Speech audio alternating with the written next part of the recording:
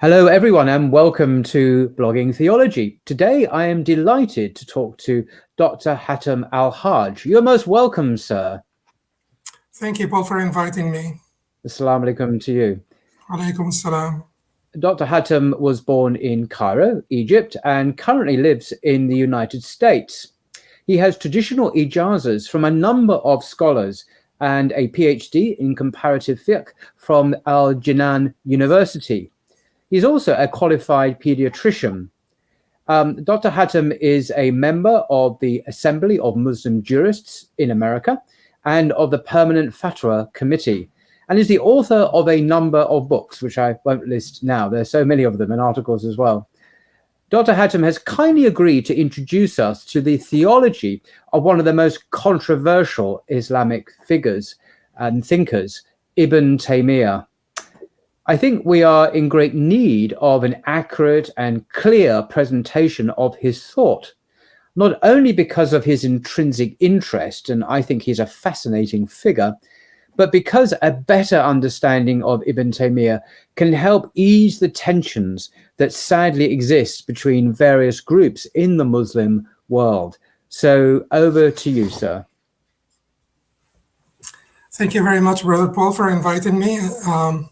I'll try to do my best, inshallah. This may be a long presentation, but I'll try to do my best in presenting Taymiyyan theology, and I will explain shortly why I may call it Taymiyyan theology, even though it is basically Athari, scriptural or scripturalist theology. So I may start with the presentation now. And this is basically an outline of this presentation. So today we will try to talk about his life. We will introduce a short bio of him because I think to put things in context, it would be important to have a better understanding of the person himself behind the theology. And then we will have a brief discussion of on the pillars of faith, Islamic pillars of faith, just a bird's eye view on the pillars of faith in Islam, and then we will address the more controversial pillars, which would be the divine attributes, or the more controversial pillars would be God and predestination. And when it comes to the belief in God, between us Muslims, there is no dispute concerning the oneness of God, the unity of God. The disputes are mainly concerning his attributes and how we describe him. Then we will talk about the Taymiyyan project. And as I said, the 2 points of contention here would be Qadar, or predestination, and the divine attributes. We'll talk about the Taymiyyan project, and we'll talk about his theology with regard to Qadar, or predestination, and the divine attributes. But in order for us to do this effectively, we will need to talk about his epistemology, his ontology, his hermeneutics, and these are all important discussions. And then we will talk about how he answered certain concerns of speculative theology, which are not all invalid concerns. Speculative theology has certain valid concerns about the divine attributes and how we describe God, and we will talk about how he answered those concerns. And the last part, regarding his project, is basically some eccentricities, and I use this not in a pejorative sense, but when you have when you uphold a minority position that is a very small minority position, it would be naturally called eccentric because it's away from the center or the mainstream or the bulk of Muslim scholarship or momentum. And then I will talk about accusations as well, because that would be important to clarify. And then there will be a summary at the end, and where do we go from here? Good stuff. Very good. Yeah. So if I may start with the introduction, first of all, as I said before, Taymiyyan theology is objectionable. You know, the very sort of title of this presentation is objectionable, and the objection will come from the side of the followers of Imam Taymiyyah and the sympathizers with Imam Ibn Taymiyyah, because it seems that I'm given in to the notion that his theology was different from sort of Sunni Athari theology or scripturalist theology. And I'm not saying that. I think that his theology is Sunni Athari in nature, for sure. But it does distinguish itself through the combination of his choices. And I mean by this that within the schools, within the different schools, and within the, the Sunni schools, which would be the Athari and the Mutakallimun, rationalist theologians, and that particular school would be further divided into Ash'aris and Maturidis. But within these schools, there is no complete uniformity within any of those schools. Just like you have in the legal schools, the four madhahib, the four legal schools, you have disagreements within the schools.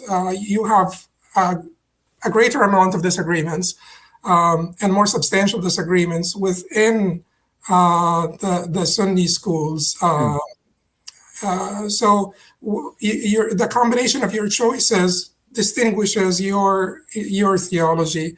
Also, his methodology was a little bit different, and we will talk about this shortly.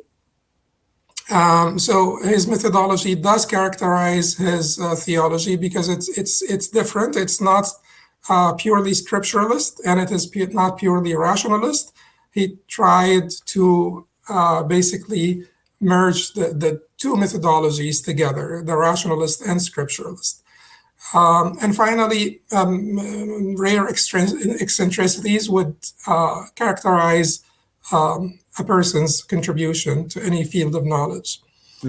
So my purpose of the presentation, and I want to be clear and candid about this, I am trying to accurately present and clarify Taymiyyan theology as a Hanbali with Taymiyyan inclination. And I want to say this candidly, because this is not basically completely impartial. And although I try as much as I can to be objective, and this is what we all need to do. I mean, regardless of our own convictions, I think it is very possible for people who have firm convictions to be also objective. And there is always that question. Even, philosophers would not consider religious people who have firm beliefs to be able of engaging in philosophy, because they think that since you have firm beliefs, you have to come to philosophy without your beliefs. And I don't think that this is necessarily true. I think that people can have firm convictions and still be objective and factual. So that's what I will attempt to do here. So why is it important to talk about Taymiyyan theology? And you may have alluded to it in the introduction, Brother Paul, because even his opponents recognize the importance of parts of his legacy.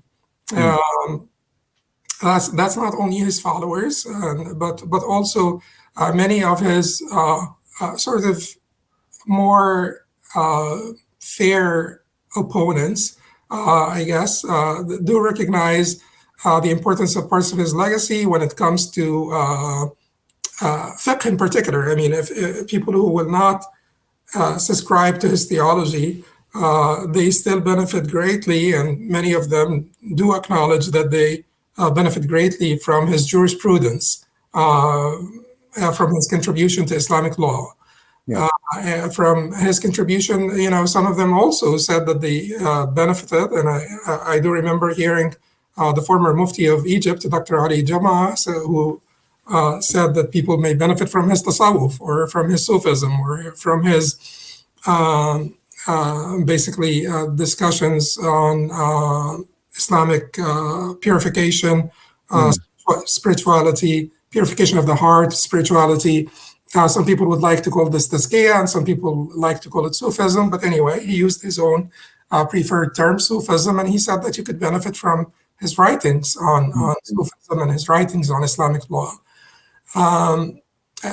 Another reason why it is also important is what you've mentioned in the beginning, that Imam Taymiyyah, may Allah bestow mercy on him, a better understanding of his legacy can greatly ease the tensions that exist between various segments of our Muslim community, because we have people that subscribe to his theology and his legal thought, and his thought on purification of the heart or spirituality, and we have people that would basically accept his contributions in some of those areas, and we have people that completely reject all of his contributions and exhibit a great deal of animosity towards the person, and that certainly is causing tensions, and we do want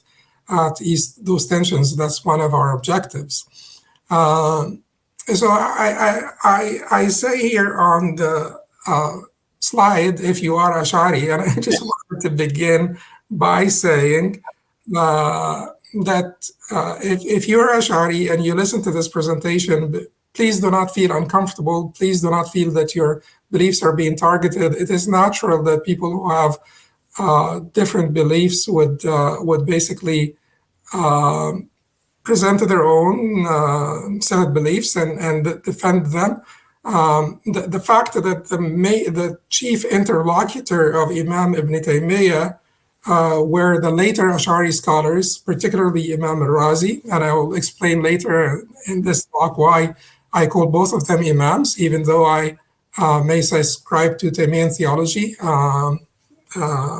But anyway, it is natural that you feel that you're being targeted, because the discussion of one set of beliefs is basically considered and sometimes rightfully so, to be a refutation of another set of beliefs that basically contradict them. But let's all remember that the basic beliefs in Islam, we agree on the basic beliefs in Islam that we will talk about shortly, inshallah, in this discussion. Can I just say, if I may pop in there, I appreciate a lot your irenic spirit here, the way you're looking to build bridges and too often in my limited experience, people who call themselves followers or admirers of Ibn Taymiyyah can be much more sectarian and rejectionist towards those who don't agree with them, and that is reciprocated, of course, by others who then attack Ibn Taymiyyah. People who appreciate Ibn Taymiyyah, so you get this sort of sectarian tensions. And so your approach, as someone who clearly sympathizes or agrees with Ibn Taymiyyah, is a refreshing approach and much to be welcomed, in my view, anyway. Alhamdulillah. Thank you. So I just wanted to say that, why am I saying do not feel uncomfortable? Because most of our basic beliefs are the same, as I will discuss. Secondly, this particular speaker has many Ash'ari scholars that he respects and loves, and that he benefited from greatly. And I may say that if I were to be asked by any of them to wash their feet, I would not hesitate. I will also speak later about Imam Taymiyyah's treatment of the Ash'ari scholars of his time. But this will be later in the presentation. So please don't feel that targeted in any way. This is a brotherly sort of discussion. And then I ask Allah subhanahu wa ta'ala to forgive us all. I ask Allah to send His peace and blessings onto the Prophet, peace be upon him, who conveyed this message to us. And I praise him as praise is due to him. And I ask him to forgive us because we may be speaking about him in a way that is not most suitable.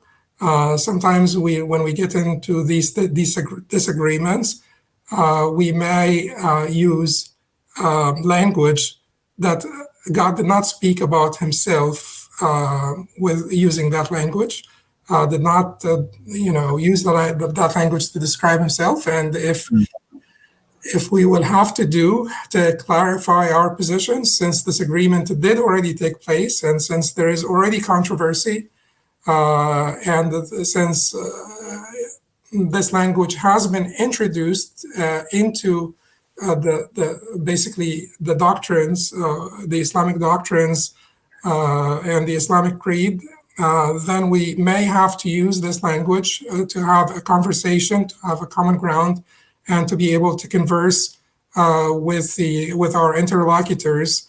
But we do ask his forgiveness because that language may be suboptimal, and it is not what he preferred to use to describe himself. Okay. So a short bio or short introduction of the life of Imam Taymiyyah, which was very multifaceted, so we will not be able to do it justice. He spent his entire life in learning, preaching, teaching, activism, jihad, worship, devotion, and sometimes the prison as well.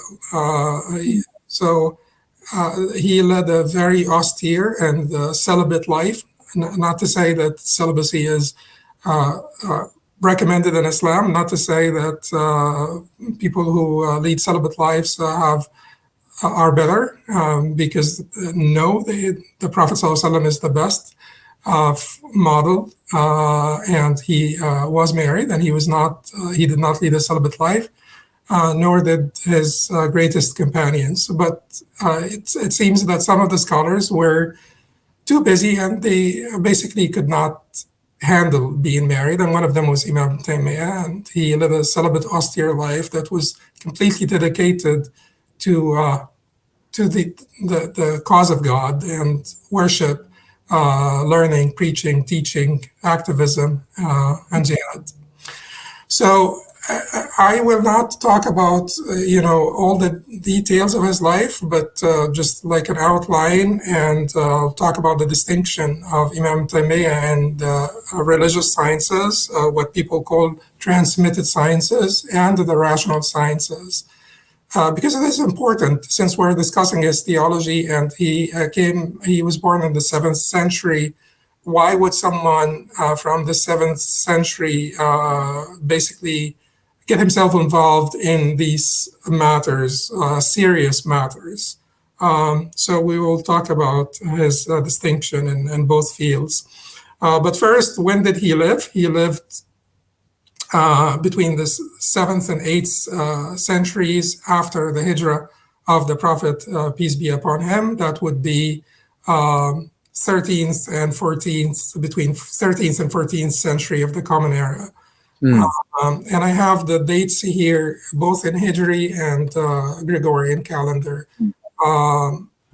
So I heard Professor Hoover making sort of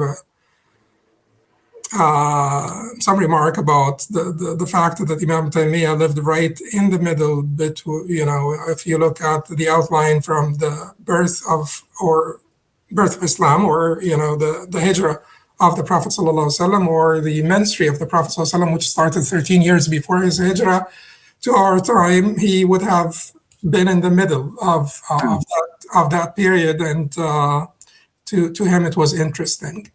But it is to us a great degree interesting, and may be relevant to some of the discussions that we will have later. So if you look at this outline, you'll find that the Hijrah of the Prophet ﷺ, this happened in the first Hijri year. Yeah. And then 120 is the beginning of the period of the four Imams. Of course, Imam Abu Hanifa was born in 80 after Hijrah, 80 after Hijrah. But he started to be prominent and to contribute to the Islamic scholarship in great ways when he was about 40 years of age. So the year 120 after Hijrah is the beginning of that period of the four Imams. And Imam Malik was born about 13 years later, the year 93 after Hijrah. So both Imam Abu Hanifa and Imam Malik, they started to become prominent around this time. And by 241 is the year Imam Ahmad Imam Ahmad died in 241 after Hijrah. So that ended the period of the four Imams. And 247, that's a few years after Imam Ahmad died, this was the end of the first Abbasi dynasty, Abbasid dynasty or Abbasi dynasty. This is the end of the first Abbasi dynasty. That's the first dynasty is the powerful dynasty, the prosperous dynasty.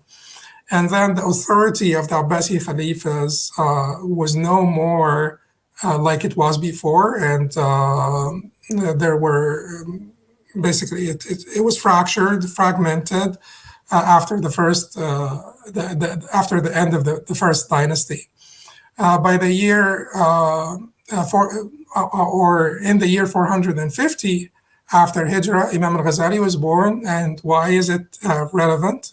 Because people nowadays are either Ghazalian or Taymiyyan, but why is it relevant? Because in that second half of the 5th century, and particularly, at the end of the 5th century, the tide started to turn in favor of Kalam theology versus Athari theology or scripturalist theology. So Kalam theology would be a rationalist theology, and scripturalist theology would be the Athari theology. And the tide started to clearly turn in favor of Kalam theology. And by the 6th and 7th centuries, they were the decisive majority. So by the time Imam Taymiyyah came to the scene, they were the decisive majority. So in the year 488 after Hijrah, that was the beginning of the Crusades.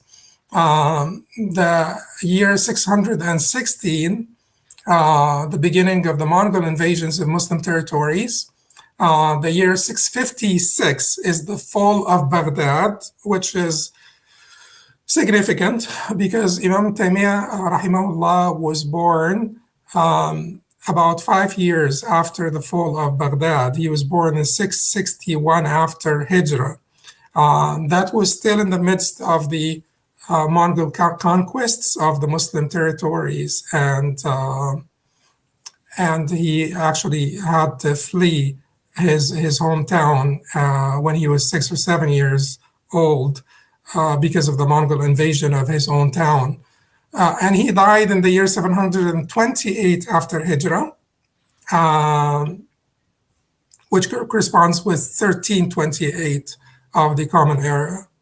Then, significant events that happened in our history after that is the French invasion of Egypt. And certainly we will not talk about why this is particularly significant, but people who are familiar with the history of Muslim countries, they can recognize why the French invasion of Egypt was pretty significant. And then the end of the Ottoman Empire or Ottoman Khilafah Caliphate was 1342. And we have the present now. Yeah, so this is a quick outline of the life of Imam Taymiyyah. So as we said, he was born in 661 after Hijrah. That corresponds with 1263 of the Common Era. And he was born in Harran. Currently it is, in modern day Turkey. It used to be like part of Mesopotamia. At about 6 years of age, 667, he was taken to Damascus as a refugee from the Mongol invasion. His father took him, the whole family moved to Damascus, and ever since they lived in Damascus, and they just settled in Damascus. So he is a Damascene scholar to a great extent. And shortly after he arrived in Damascus, he became very famous as a boy, as a child. People started to talk about his intelligence and his great talents and capacities. That a scholar from Aleppo, which is about 4 hours away by car from Damascus or more, came to see him.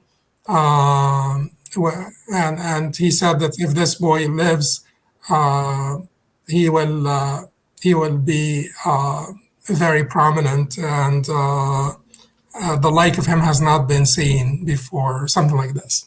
Wow. And so in 678, he was 17 years old, and he was given permission to issue fatwas, and that certainly was a great thing. At 17 years old, I mean, usually you're in your 40s or older before issuing fatwas, but at 17, I mean, that speaks to his exceptional abilities and learning and maturity at such a young age. Correct, particularly given the conditions in Damascus at that time. There were great like so many great scholars in Damascus at that time.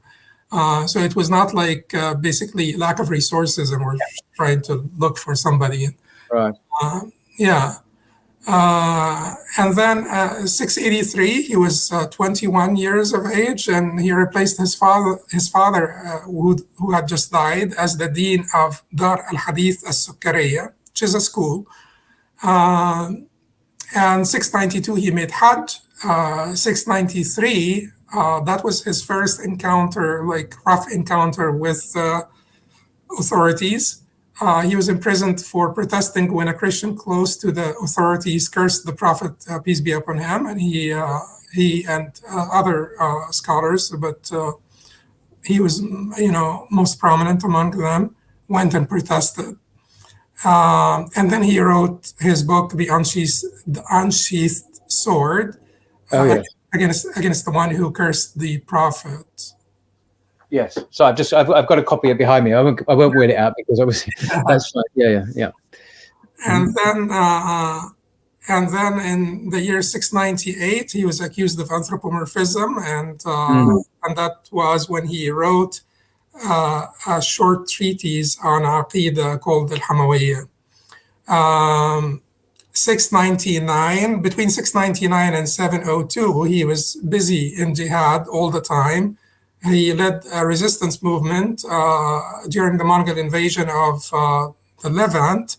And 699, his famous confrontation with the chief of the Mongols, Ghazan, I guess is his name, and the rest of the Mongol chiefs. And he, during that episode is when he asked for the captives to be released. And when he released all the Muslim captives for him, he said, "We will not leave here until you release the Christian and the Jewish captives as well, because we will not leave without taking all of our Ahl al-Millah, the people of our religion, and Ahl al-Dhimma, the people of our covenant." And this shows extraordinary courage on the part of Ibn Taymiyyah, because he risked his life basically in confronting and questioning the decision of an invader, of the Mughal invaders. So it shows he wasn't just a great scholar, but he had a man of huge valor as well, and defending Christians as well as Muslims who had been unjustly imprisoned. So it's remarkable. Yeah, and that particular figure, that particular Mongol chief, was known to be extremely cruel and brutal. So all the scholars that went with Imam Taymiyyah, they basically rebuked him for risking their life. Did he succeed, by the way? I mean, he did. No, actually, he did, and he took all the captives back to. And then 699 also, he fought in the Kisrawan campaigns. The Kisrawan campaigns were campaigns led by the Mamluk Sultan against some Shia in the sort of the mountains of Kisrawan that basically colluded with invaders, at least according to the Sunni narratives. They colluded with invaders and helped them. So the Sultan went to, and certainly among them are the assassins. They are known. In Arabic, they would be al-Hashashin.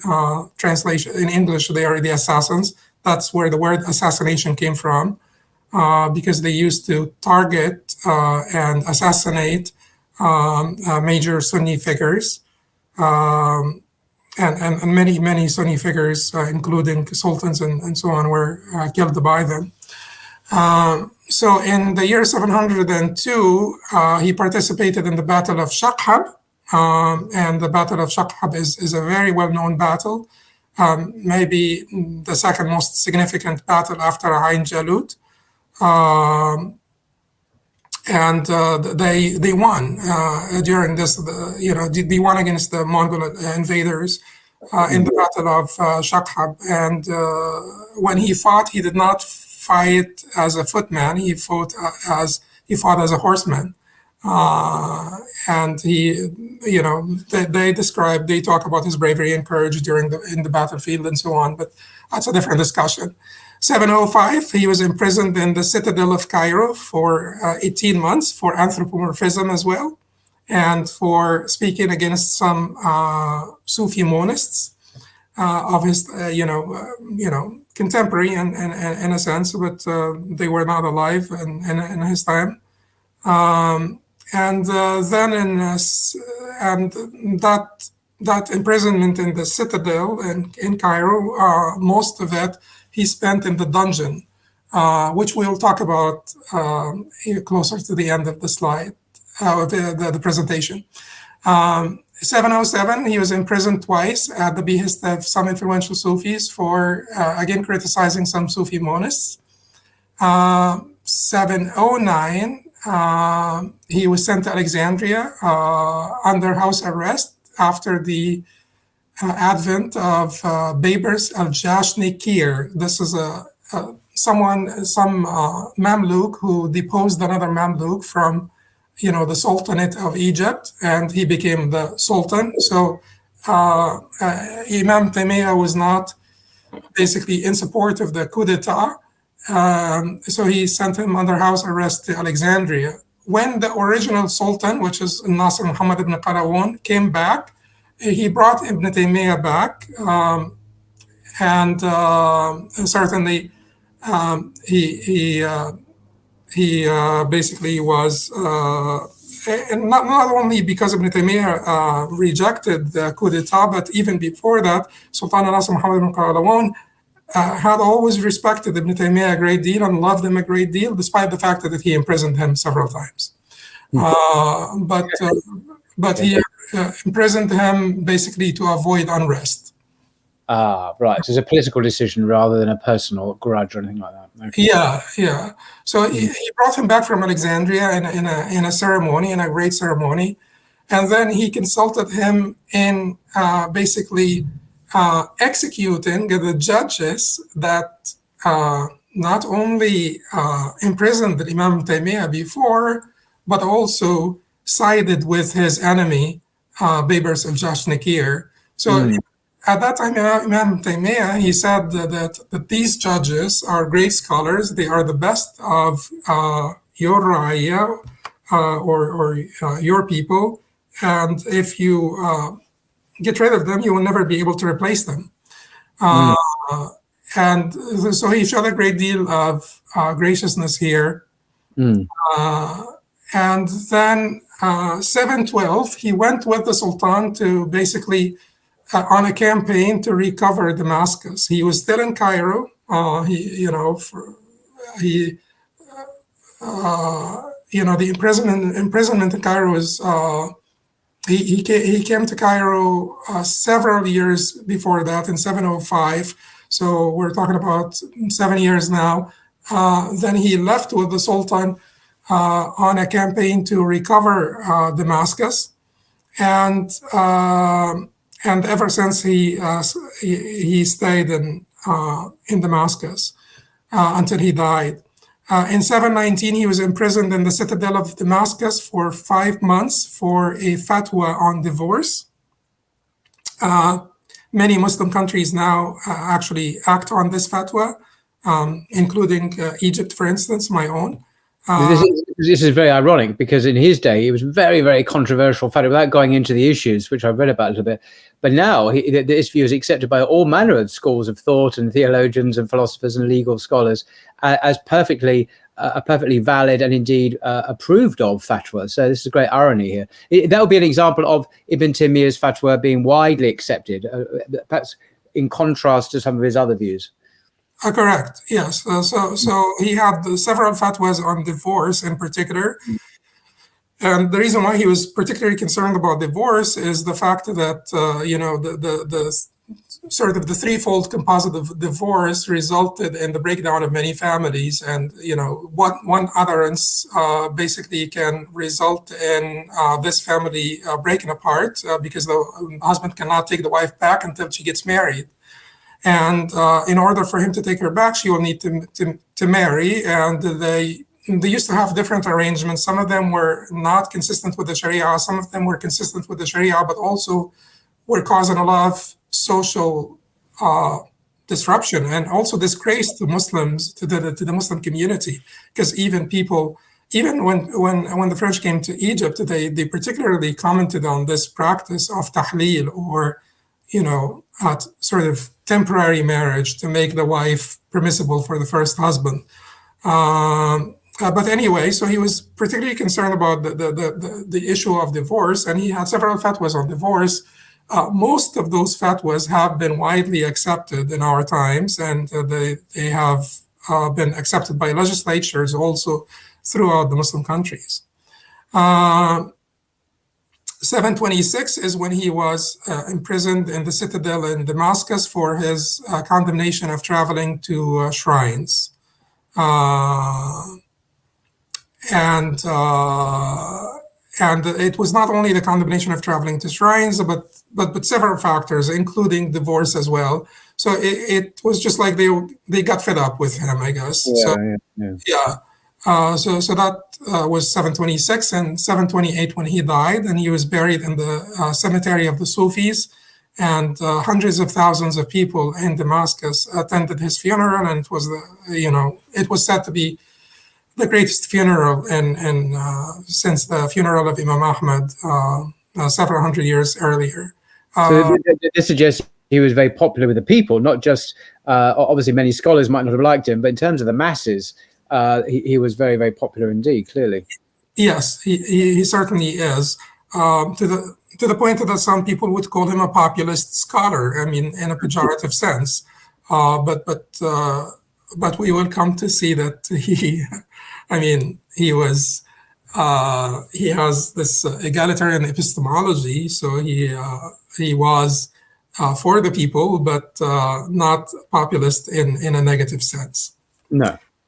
Yeah, so that was just like a quick overview of the life of Imam Taymiyyah, and I'll just talk about his distinction. And the reason why, as I said earlier, it is important to talk about is this distinction, because the issues that Imam Taymiyyah spoke about are extremely serious issues. And if you're coming at, in the second half of the 7th century to talk about those issues, why and what gave you the right to talk about them? So a few testimonials and endorsements will be helpful to basically understand how, his status among the scholars, and the fact that he reached the pinnacle of knowledge in the religious transmitted sciences and in the rational sciences. So just to show that he was qualified to talk about these serious issues. So Imam ibn Daqiq al-Eid, for instance, is and all of these testimonials are from what we may say tier 1 imams or tier 1 scholars, the highest, the greatest scholars.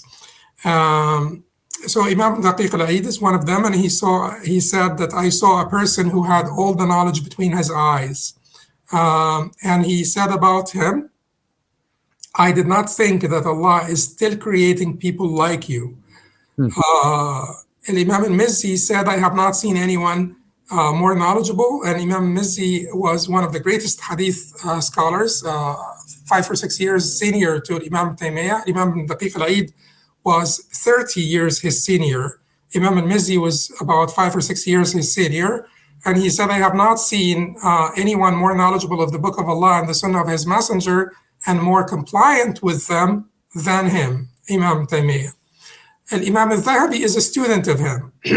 So he certainly he would have a favorable opinion about him. But I will also show closer to the end of the presentation how sort of impartial and fair Imam al-Zahabi was in assessing Taymiyyan temperament and in particular.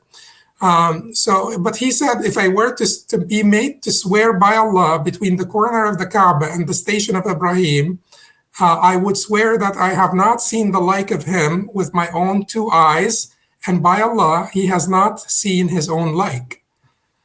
Similar statements were made by great Imams like al-Mizzi, Abu Hayyan al-Andalusi, and Ibn Zamlakani, who was an opponent of Imam Ibn Taymiyyah, both Abu Hayyan al-Andalusi and Ibn Zamlakani.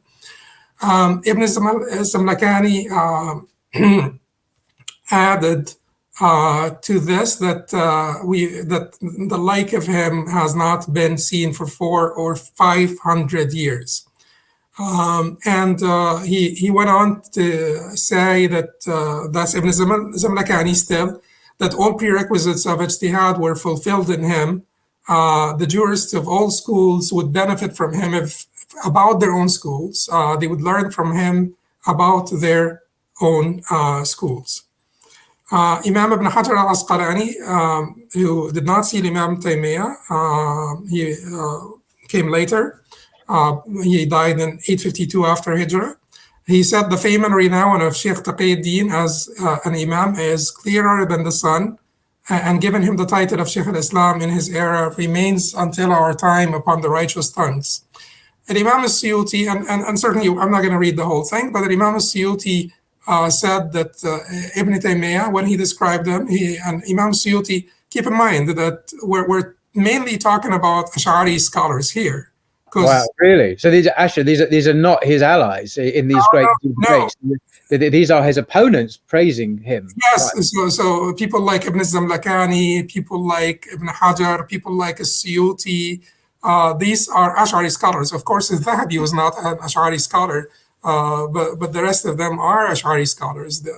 So Imam al-Suyuti, who's a known Ash'ari and Sufi scholar, says Ibn Taymiyyah, the Sheikh, the Imam, the Allama, great scholar, the Hafiz, the critic, the Faqih, the Mujtahid, the brilliant exegete, the Sheikh of Islam, the leader of ascetics, the gem of our times.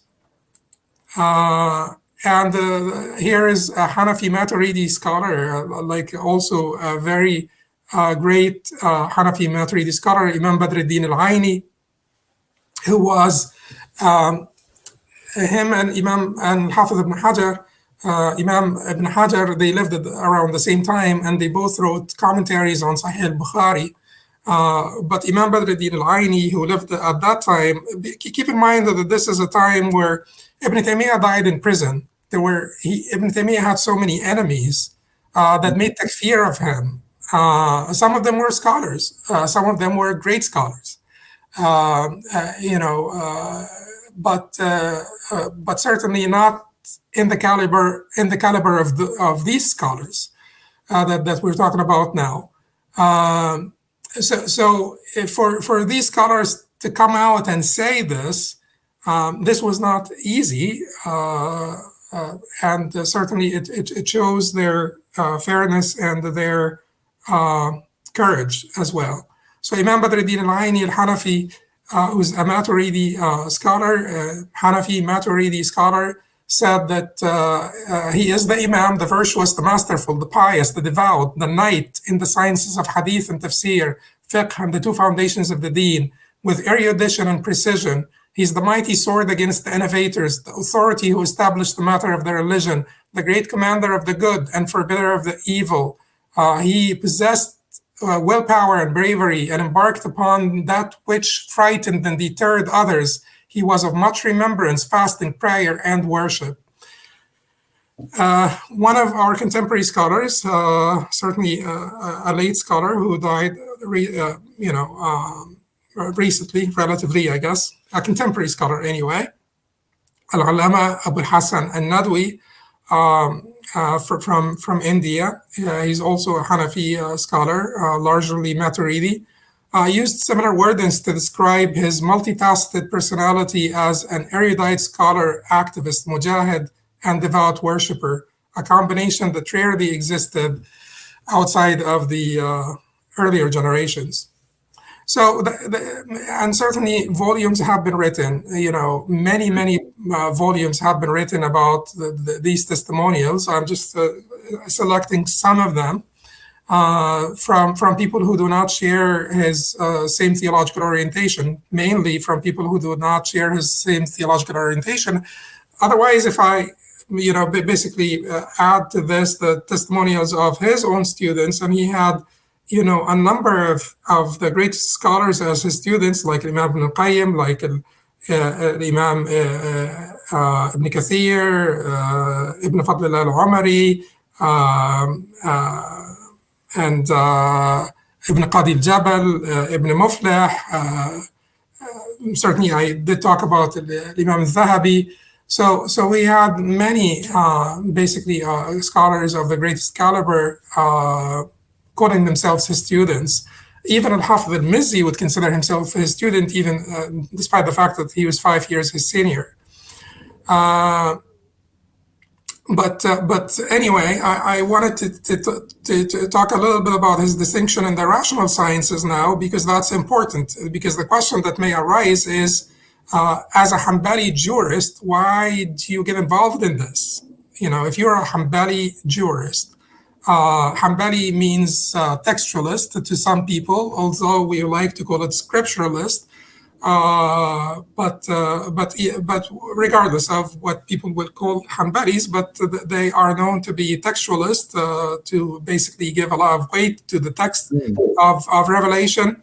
And if you are a textualist and you're Hanbali, why are you talking about those issues, and why are you getting involved in these discussions and this interface between reason and revelation? So a little bit about his distinction in the rational sciences. Imam al-Suyuti, and Imam al-Suyuti was not a great fan of logic in particular. That does not mean that he was oblivious to rational sciences, of course not.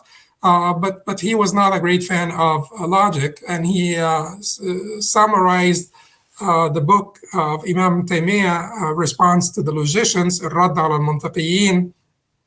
He summarized it. This is the book that was translated, the summary is the book that was translated by Professor Hallaq. Professor Hallaq said about Ibn Taymiyyah's critique of Greek logic, he said the most devastating attacks ever leveled against the logical system upheld by the early Greeks. Many people do recognize this. Professor Taha Abdurrahman, who's not Taymiyyan at all, he is pro-Ghazalian. Some people consider him to be purely a Ghazalian, even though he would disagree, because he is the most prominent philosopher in the Muslim world, with sort of an Islamic orientation. So the most prominent sort of religious philosopher in the Muslim world nowadays.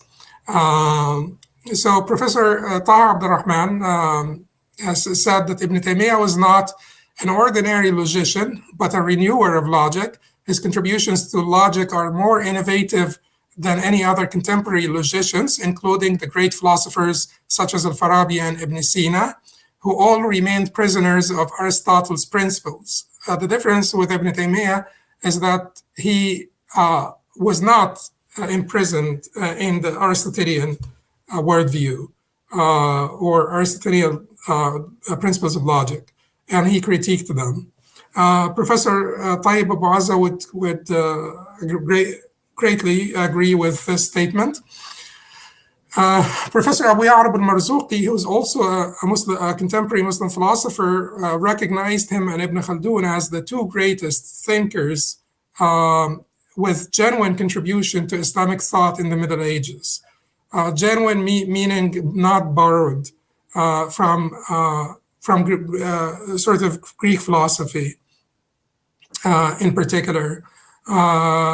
Professor Anki von Kuckelgen, if I'm saying her name correctly, she is emeritus professor of Islamic studies, and she's an Ibn Taymiyyah expert as well. She argued that his work is relevant to the broader philosophical tradition, and his critique of the limits of reason and the role of language in human knowledge anticipated modern debates in the philosophy of language and epistemology. Professor Ali al-Nashar, the late Professor Ali al-Nashar, said that he preceded Francis Bacon and Mill in highlighting the importance of inductive reasoning. And one of the traditional scholars, I would conclude by this statement or observation of one of our traditional scholars, Al-Allama Shibli Nu'mani. He recognized Ibn Taymiyyah basically as the greatest thinker or the greatest contributor to rational sciences in our history. Wow. In a comparison between him and Imam al-Ghazali, rahimahullah. Anyway, that shows that Ibn Taymiyyah was not basically involving himself in matters that are beyond his reach. At least we can say that.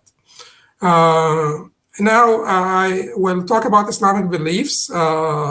Certainly the focus in Islamic beliefs is on the unity of God. But we'll discuss like a sort of a bird's eye view of the 6 pillars of faith and how we can basically converge them into 3 or even 2. And we'll talk about the divine attributes and Qadar, because these are the 2 issues that are somewhat controversial, or the discussions about them are a source of controversy. So most Muslims, or maybe every Muslim, would know that the 6 pillars of faith are to believe in Allah, the angels, the books, the messengers, the last day, and predestination. So the green here would be, converging the 6 pillars into 3 pillars. I would use the green to say that the 3 pillars would be God, the last day, and prophethood.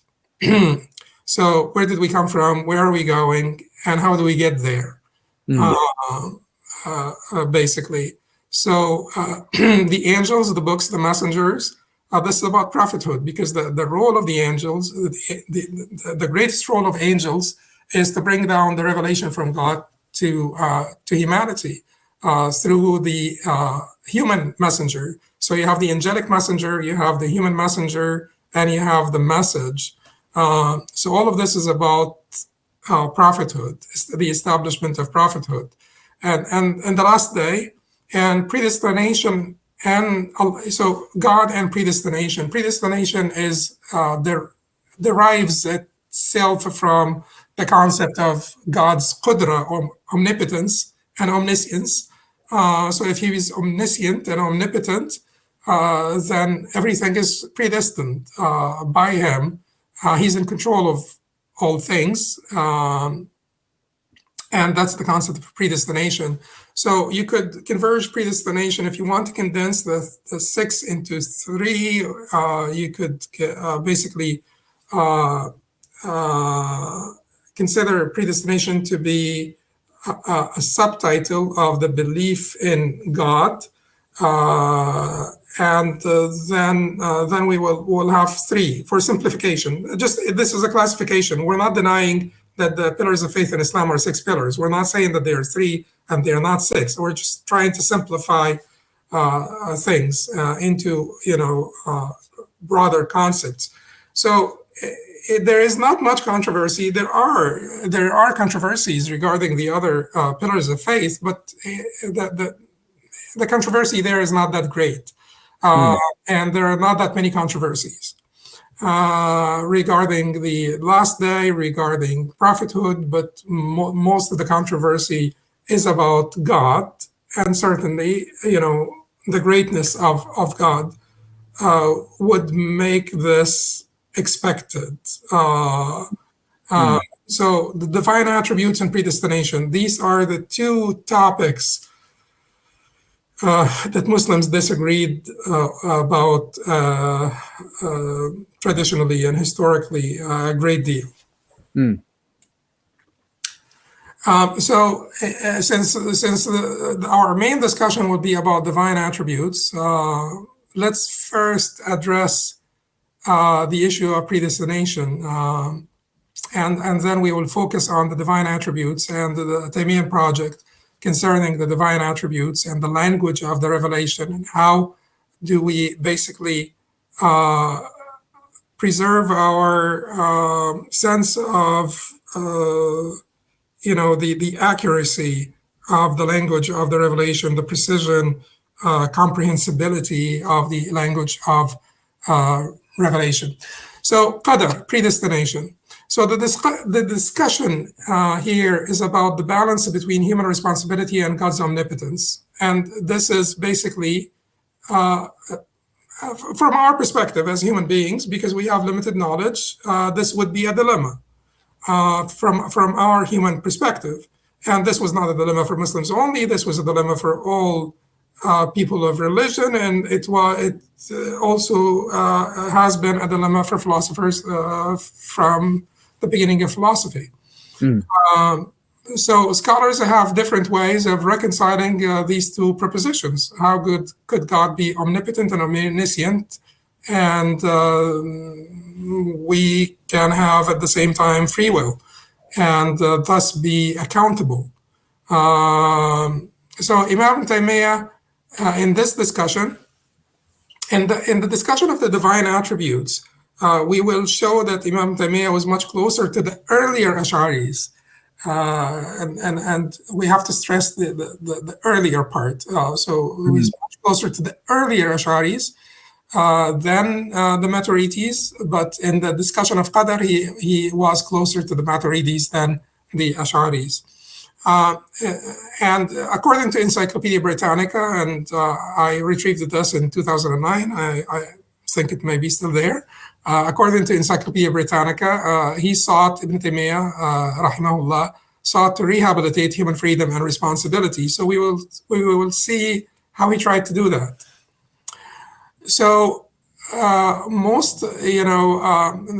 one of the first discussions that pertain to the concept of Qadar and pertain to the concept of divine decree, and divine decree and divine command is basically two parts. There is prescriptive and there is creative. We don't disagree that we have to submit to the prescriptive, which is basically God commanding us to pray and to fast and so on. But divine decrees that are creative, God causing health and sickness and the famines and earthquakes and all of these things, this is the creative divine decree, which we call Qadar Kawni. Qadar Shar'i would be the prescriptive. Qadar Kawni would be the creative. And how do we deal with the creative divine decree? That's the issue.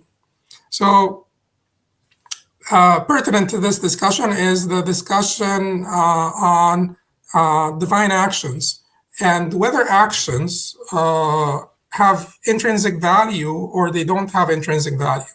So most of the Ash'aris versus the Maturidis believed that actions have no intrinsic value. And they were driven by concern for, they privileged divine will, irada, divine will, over anything else. And they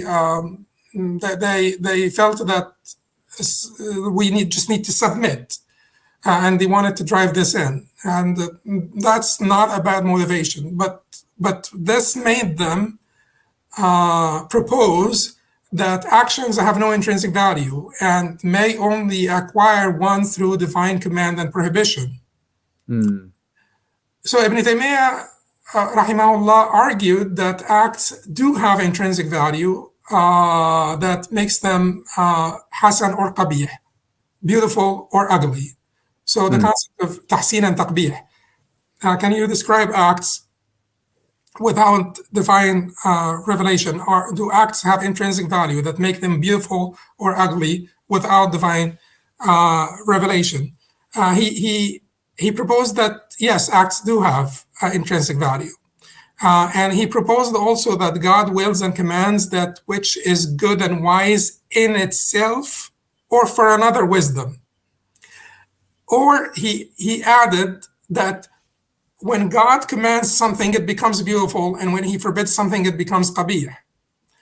But that does not mean that that actions do not have an intrinsic value.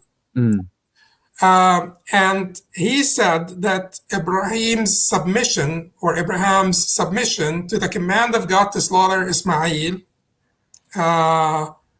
was beautiful. But the act itself, God would not basically command him to slaughter his son unless it was for another wisdom. And the wisdom here was to test his submission. So eventually, God did not let him slaughter his son. God just wanted him to show his submission, and that was the wisdom. But everything that God does or that God commands is basically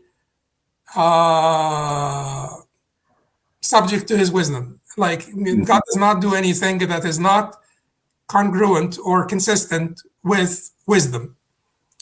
Now, Imam Taymiyyah is clear on, and he makes it clear that our wisdom basically is not the measuring stick, because we may or may not comprehend his wisdom. We have to believe that everything he does is wise, but that does not mean that we force our own wisdom on him, because we may or may not comprehend his wisdom. So the equal value of the divine attributes of irada and wisdom in his conception made him subscribe to an optimistic theodicy that we may talk about later. But for him, the preponderator of divine actions in general is divine wisdom. The preponderator of divine actions in general is divine wisdom. So now on the issue of secondary causality. So, and the mention of Ash'aris again is because the chief interlocutors of Imam Taymiyyah are the Ash'ari scholars, who used to be the majority of Muslim scholars, of Sunni Muslim scholars in his time. Yeah. So the Ash'aris or Ash'ari scholars believed that the unity of divine acts necessitates the negation of any non-divine causality. They were concerned with God's will. They privileged God's will, including so there is no non-divine causality, including human agency. So they introduced the concept of kasb, which means that, or suggests that, the human act was merely synchronized with God's creation. That made the human responsible. But it is merely synchronized. So your act is not causing, or the effect, or your will is not causing the act. It's merely synchronized with the divine will, but you're still responsible. So. That sounds, without going into the obscurities of this, that sounds paradoxical to me, both to affirm and not to affirm at the same time. It doesn't seem to be terribly coherent, if you say. Okay. So most of the Muslim theologians from outside the Ash'ari tradition, and even within the Ash'ari tradition, have a great difficulty coming to terms with the concept of kasb, and with how the synchronization makes us responsible and accountable. Indeed. So along with the Sufi emphasis on surrender to divine will, both prescriptive and creative, Now, the idea of surrendering to the prescriptive divine decree, the commands of God, pray, fast, don't kill, don't steal, of course, all Muslims will have to agree that you must submit. Now, the issue of divine decree that is creative, like he gets sick, should you surrender to this? And there is so there has been some emphasis in certainly and particularly that we're talking about Imam Taymiyyah. Imam Taymiyyah wrote on Sufism, and as I said in the beginning of this discussion, some of his opponents feel that his writings on Sufism are like a source of wisdom that people can benefit from. So he was not opposed to basically Sharia compliant Sufism in any way. He was a proponent of Sharia compliant Sufism. I like that. I like that expression, Sharia compliant Sufism, because so often that some of the contemporary followers of Ibn Taymiyyah, so-called, just reject Sufism completely. The root and branch, no matter what it is, it's all bad to be rejected. But in fact, I think you're accurate. You're right. Having also, in my own small way, read a bit of Ibn Taymiyyah, that a Sharia compliant Sufism he was perfectly happy with, and was quite explicit on that point. So there's a slight mismatch between some of his contemporary followers today and what he actually taught in his writings, which I've just noticed that. That's all. Yeah, he considers Sharia compliant Sufism an integral part of Islam, and he's perfectly happy with it. He himself was one. So yes. Anyway, but at any rate, there are certainly excesses within the Sufi tradition. There are imposters. There are imposters who do not belong to the tradition. They claim to belong to the tradition, and they caused a lot of harm to the name and reputation of Sufism. And there are people who commit excesses. They are sincere, but they are wrong, and they commit excesses, and they undermine the place or the office of reason and impugn it. So anyway, but there was emphasis on surrendering to the divine decree, the creative decree. Some of them would say that the Mongols are part of the divine decree. You don't resist them. Sheikh al-Bashir al-Ibrahimi, one of the basically leaders of the resistance movement against French occupation of Algeria, he talked a lot about Sufis of his time that were saying that France is part of the divine decree, that the French occupation of Algeria is just part of the divine decree. Resisting this would be resisting God, resisting divine decree. So that concept of submitting to the divine decree, the creative one, and I have to be honest with you also, it's not like it is completely made up. You find, for instance, Imam Ahmad ibn Hanbal, and I'm Hanbali, and he is my Imam, but you find Imam Ahmad ibn Hanbal, for instance, saying that not taking medicine is superior for a certain ranking of people, and this is opposed to the position of the three other madhahib, because the Prophet ﷺ said, tadawaw, seek medicine, seek treatment. Right. For Allah had not sent down a disease except that He sent down the cure with it. Whoever knows it, whoever doesn't know it, does not know it. But this is the Prophet encouraging us to seek treatment, the Prophet encouraging us also to seek medicine and to discover treatments for every disease, because that's a very optimistic view that every disease does have a cure. But Imam Ahmad made that statement, and that is his position. So can you say that this is that the fuqaha and where the Sufis made this all up, and there was no basically there were no roots for this in Islamic thought in general? No, but certainly the Sufis or some of the Sufis have taken it to an extent that was unthinkable to any of the great scholars. And keep in mind that Imam Ahmad did not say that seeking medicine or treatment is a bad thing. He just said it's khilaf al-awla for the highest ranking of believers who would trust in God to the extent that they would not need to seek medicine. Anyway, so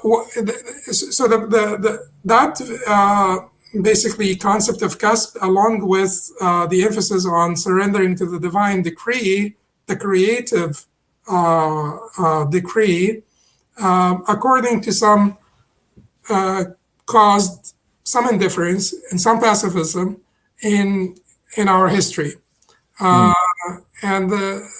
So what is the Taymiyyan view now on secondary causality? So Imam Taymiyyah, first he said that actions have intrinsic value, that makes them Hasan or Qabeeh, or beautiful or ugly, that God does only what is wise, whether or not we can comprehend his wisdom, that consequently we should only do that which is wise. So he comes up with the concept of insufficient cause to basically explain divine human agency. So he says that God creates things through causes. It is God's way of doing things. God brings the effects through causes. So he mentioned many verses in the Qur'an where, the concept of secondary causality can be seen. For instance, Allah subhanahu wa ta'ala says about the rain that he sends down the rain, causing to grow thereby gardens of joyful beauty. So thereby, by the rain. And he says that it is basically irrational and inconceivable to say that the eye has no potency more than the cheek to see things, or the leg, so, or the fire has no potency to burn more than water, or so he says that this is not inconceivable, that there is potency in these creatures that God placed in them, and God causes, the effect, or the enacted thing to basically be created, is to be realized in the external world through causes. So divine will is the only necessary and sufficient cause. So God says be, and it is. So it is necessary because you can't do anything without his will, and it is sufficient in and of itself. Any other cause is insufficient. And he turns to the philosophers and says that you would agree that in addition to the effective cause, you need the material cause, for instance. Forget about the first and the final cause, or the teleological cause, or the first cause. Forget about all of this. You agree that at least you need, with the effective cause, a material cause. So the fire does not burn rubies, for instance. And if I do this and do this, this did not create any sound, although it's the same movement, but you needed the material cause. Or if I do this against wool or something, it would not create a sound. So you need, in addition to the effective cause, the material cause. So how could you think that the effective cause is sufficient? No, it's not sufficient. You need more than this. And so he says that the human will is insufficient cause. It's a cause. It's effective, but it is insufficient, and that is why we're responsible and accountable. In terms of I actually watch a lot of your shows, by the way, as may have told you. So I watched your Dr. Jalajal, Dr. Jalajal on your, yes. I'm not going to talk a lot about this because I think that particular show is very informative on the causal closures. For Imam Taymiyyah, causal closures would be more exciting than causal gaps because they point to the intelligent creator of the laws. And ultimately, we may say, even though I believe that the position of Imam Taymiyyah is closer to the balance of Sharia, or the balance that was presented to us by the revelation, the balance between the divine power and omnipotence and human agency. But I would concede, I would basically admit that no explanation will completely quench our thirst for solving this dilemma once and forever. And it is one of the greatest mysteries. So, yeah, I guess that would be enough for that. Now with the divine attributes. The attributes of God are attributes of beauty, majesty, and perfection. So Jamal, Jalal, Kamal. So beauty is Jamal, majesty is Jalal, and perfection is Kamal. But we divide them, we have like different divisions of the divine attributes. First, in terms of how they describe God. So we have affirmatory and negatory. Affirmatory is God hears. Negatory, God does not forget. For instance, we have, in terms of what they describe, the essential attributes that describe the divine ipseity, and we have the volitional attributes or the voluntary attributes that describe the divine actions. The first would be ذاتية, the second would be فعلية or اختيارية. And in terms of their source and how we establish them, from a scripturalist viewpoint, we don't have purely rationalist, although we agree that through reason alone, we can establish some divine attributes. We can know things about God, but we will not call them divine attributes unless He calls them His attributes. But we can establish the existence of God. We can establish the perfection of God. We can establish the knowledge of God. We can establish the life of God through reason without the revelation, but we will not call them attributes, unless they come to us through the revelation. We can use them to talk about God. It may be more, a disagreement of form than substance. We can use them to talk about God, but we will call them sifat or attributes only if they came in the scriptures. So we have attributes that are scriptural and transmitted. We call them sam'iyya khabariyya. Had the revelation not told us about them, we would have not been able to establish them for God. We have attributes that are scriptural and rationalist, sam'iyya aqliyya. So they were transmitted, they came in the revelation, but reason also leads to establishing those attributes. So that is something that's understood within the Athari tradition and the rationalist theology tradition. Although in the rationalist theology tradition, they would call them aqliyya, they would call them rationalist. They say that these are attributes that reason alone can establish. Of course, they do recognize that they are also mentioned in the revelation.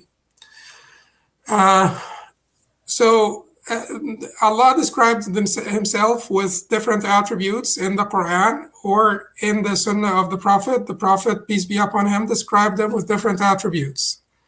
So in the beginning, the God of the Qur'an. So the God of the Qur'an is above the majestic throne, hearing our every word as we speak and responding to our supplications. He loves those who obey his commands and his mercy embraces all things. It was he who spoke to Moses in the sacred valley of Toa.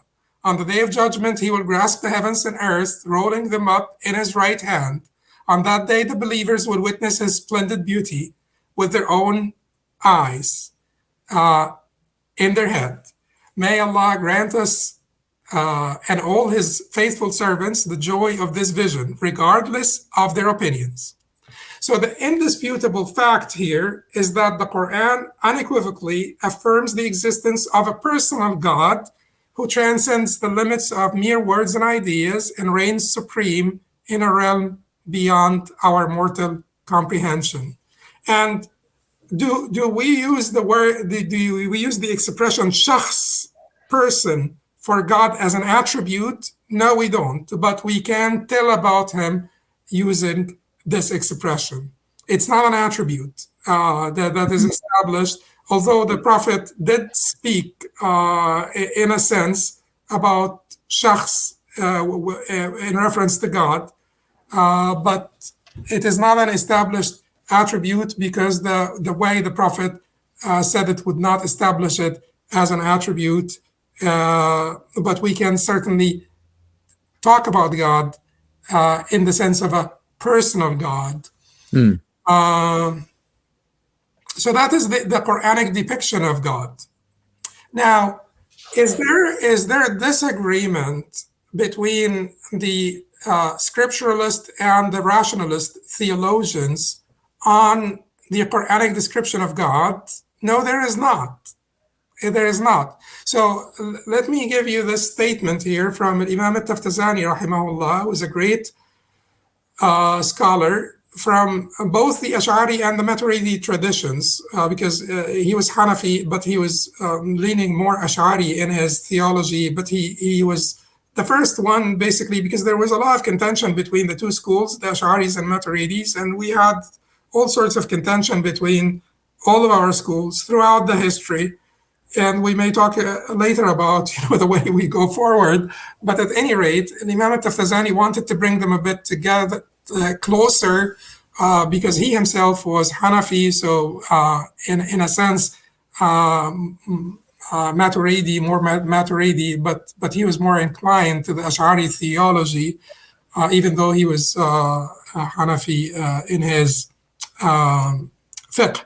So Imam al-Taftazani says here, if it is said, if the correct religious belief is the negation of spatial locatedness, spatialism, spatial locatedness, and directionality, the aboveness of God, why is it then that the heavenly scriptures, and they usually talk about the heavenly scriptures, Imam Taymiyyah does this often, rationalist theologians do this often, because whenever the Torah and the Gospel corroborate what's in the Quran, you could also mention them as corroborating what the Quran says, even though the Quran is not in need of corroboration. But to say that this is basically what all people of religion or heavenly religions believe then, is to add some weight to your argument. So he says, why is it then that the heavenly scriptures and the prophetic traditions imply in countless instances the affirmation of that which is spatial locatedness and directionality, without a single instance of negating it? So we don't disagree that this is what the scriptures said. So the answer that Imam al-Taftazani provides here is, he says, the answer is because exoneration from directionality is something the intellects of the masses cannot comprehend, to the extent that they would be certain that something that does not exist in any direction does not exist at all. Therefore, the most appropriate speech for them, the closest to their reform and the most suitable for their invitation to the truth, is what is apparent in the form of anthropomorphism and the existence of the Creator in the noblest direction, with subtle indications, daqiq, subtle indications of the absolute transcendence from anything that is characteristic of contingency. And why is it characteristic of contingency? We will come to discuss this later. But what we wanted to establish here, something very similar to this, was said also by Imam al-Razi, rahimahullah, regarding the scriptures, what the scriptures establish. So we agree that this is, the scripture established this depiction of God. So can I just focus on that just for a second? I mean, it's an incredibly important passage you read there. I mean, forgive me for being a bit polemical, but it strikes me that the author of that passage is saying, in effect, although perhaps not by intention, that the Quran presents a slightly misleading understanding of God in terms of the alleged spatial locatedness and directionality. But the Quran does this anyway so that the masses, the ordinary people, in a somewhat patronizing way, can have some understanding, even though it's inaccurate. So the Quran is slightly misleading from a philosopher or theologian's point of view. But we understand that, and the masses need this kind of language to latch on to, otherwise they're not going to get it. It's a very it's slightly unsettling, isn't it? The picture of the Quran. You're no longer dealing directly with it. You have to filter it and interpret it in a way that renders it acceptable from a philosophical and theological point of view. But the common masses, they don't need that. They'll believe something is not quite true, but that means the Quran is misleading them, technically. Am I being unfair in saying that? Well, that is what that Imam Taymiyyah will argue, that what you're saying amounts to the Quran being unclear and misleading. Yes. Well, it just, I mean, whether or not I agree with Ibn Taymiyyah, but it just the logic of that statement in itself suggests that, whatever Ibn Taymiyyah may agree on, you know what I mean? It suggests that philosophers know the real meaning, the masses don't get it, but God kind of misleads them with stuff that they can understand. You know, it just seemed a bit unedifying. But yeah. I don't want to get involved in my opinions there, but that was just how it struck me just reading that for the first time. Yeah, and I have to also be fair to the rationalist theologians, because Imam Taftazani, although they consider him to be one of the highest authorities among the later generations, and Imam al-Razi had a similar statement, and they considered him to be one of the highest authorities as well. They may not all agree with that statement. They may find this explanation to be rather their own and not basically representative of what they believe, what the entire school believes. But honestly speaking, if we are condemning the twofold truth of Ibn Rushd, Averroes, I don't think that the twofold truth is any different from this. In fact, the twofold truth may be cleverer than this. Yes, yeah. Yes. So then, someone like Imam al-Juwayni, rahimahullah, Imam al-Haramain al-Juwayni, rahimahullah, said the Imams of the predecessors refrained from ta'wil, which is reinterpretation, leaving the explicit wording of the texts to stand as they have come, and consigning or delegating their meaning to the Lord Most High. So Imam, we all agree that this is the language of the Quran. So what did the predecessors, what did the Salaf do about the language of the Quran? And Imam al-Juwayni is saying that the Salaf refrained from reinterpretation. They would leave basically the explicit wording of the text stand as they have come, and they delegated their meaning to the Lord Most High.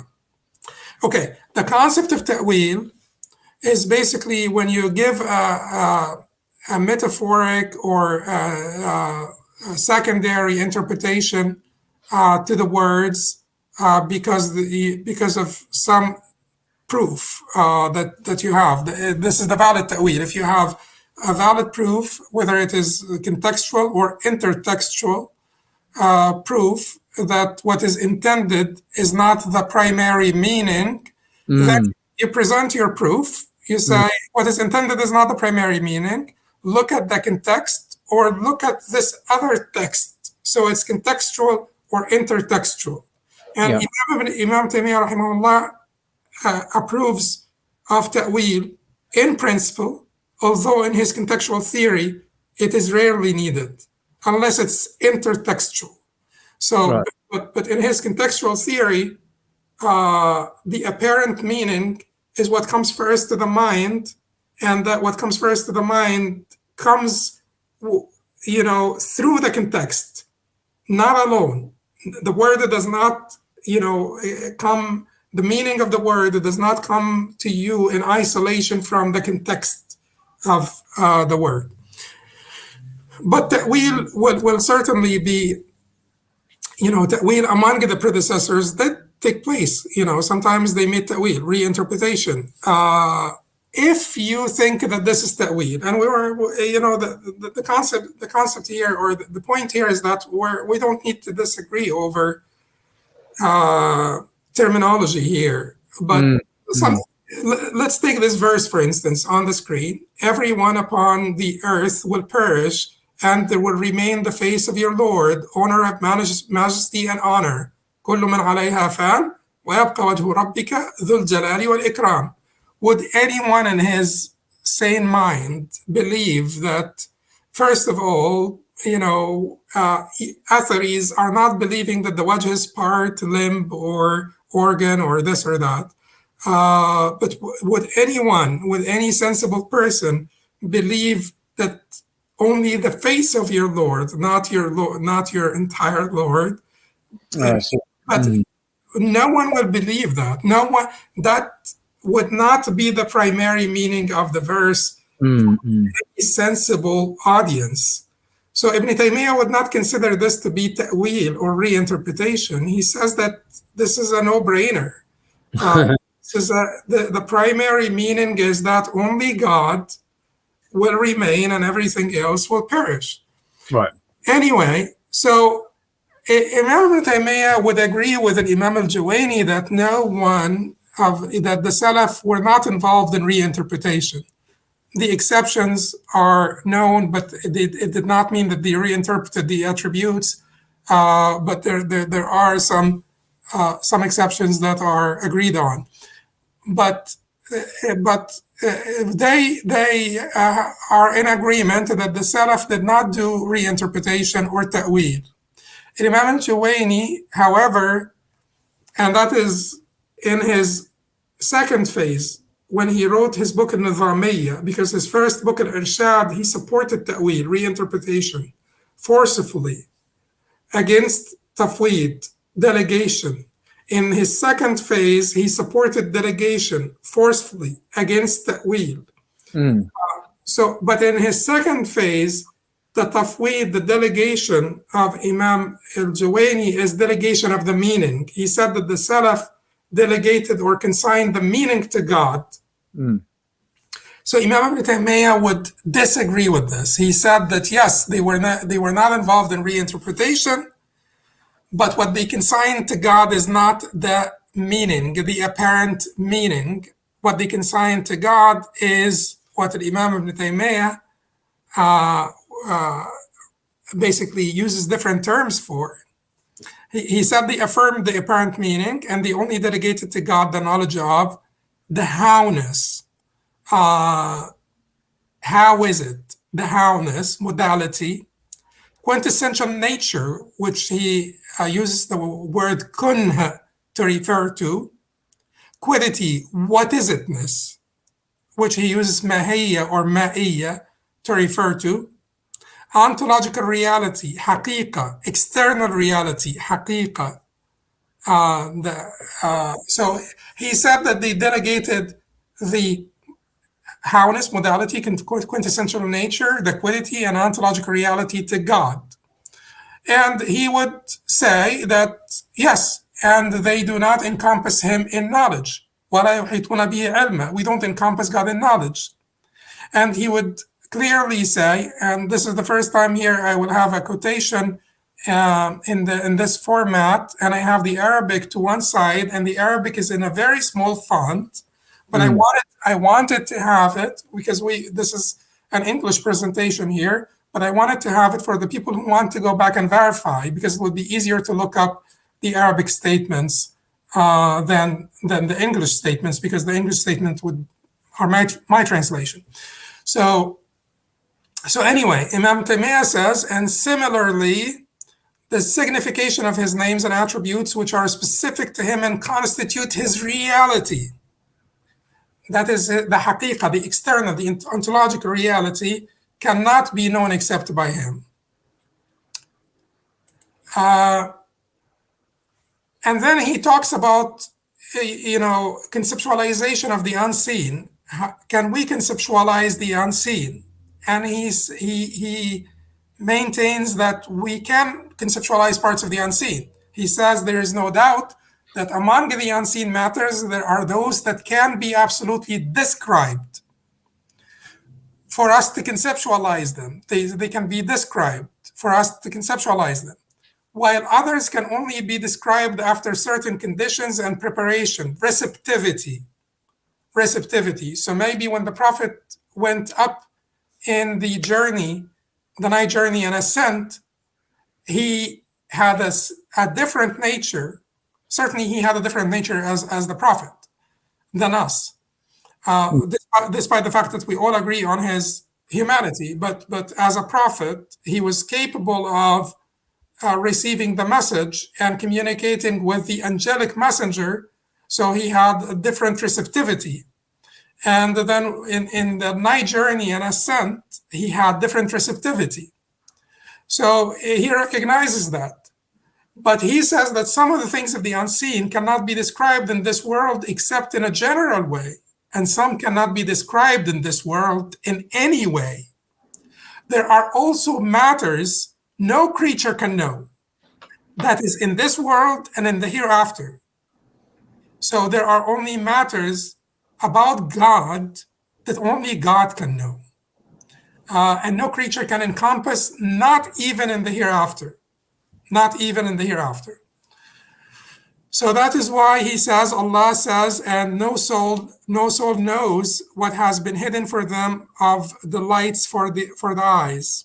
In the authentic hadith, the Prophet ﷺ said, Allah has prepared for his righteous servants things that no eye has seen, no ear has heard, and no human heart has ever conceived.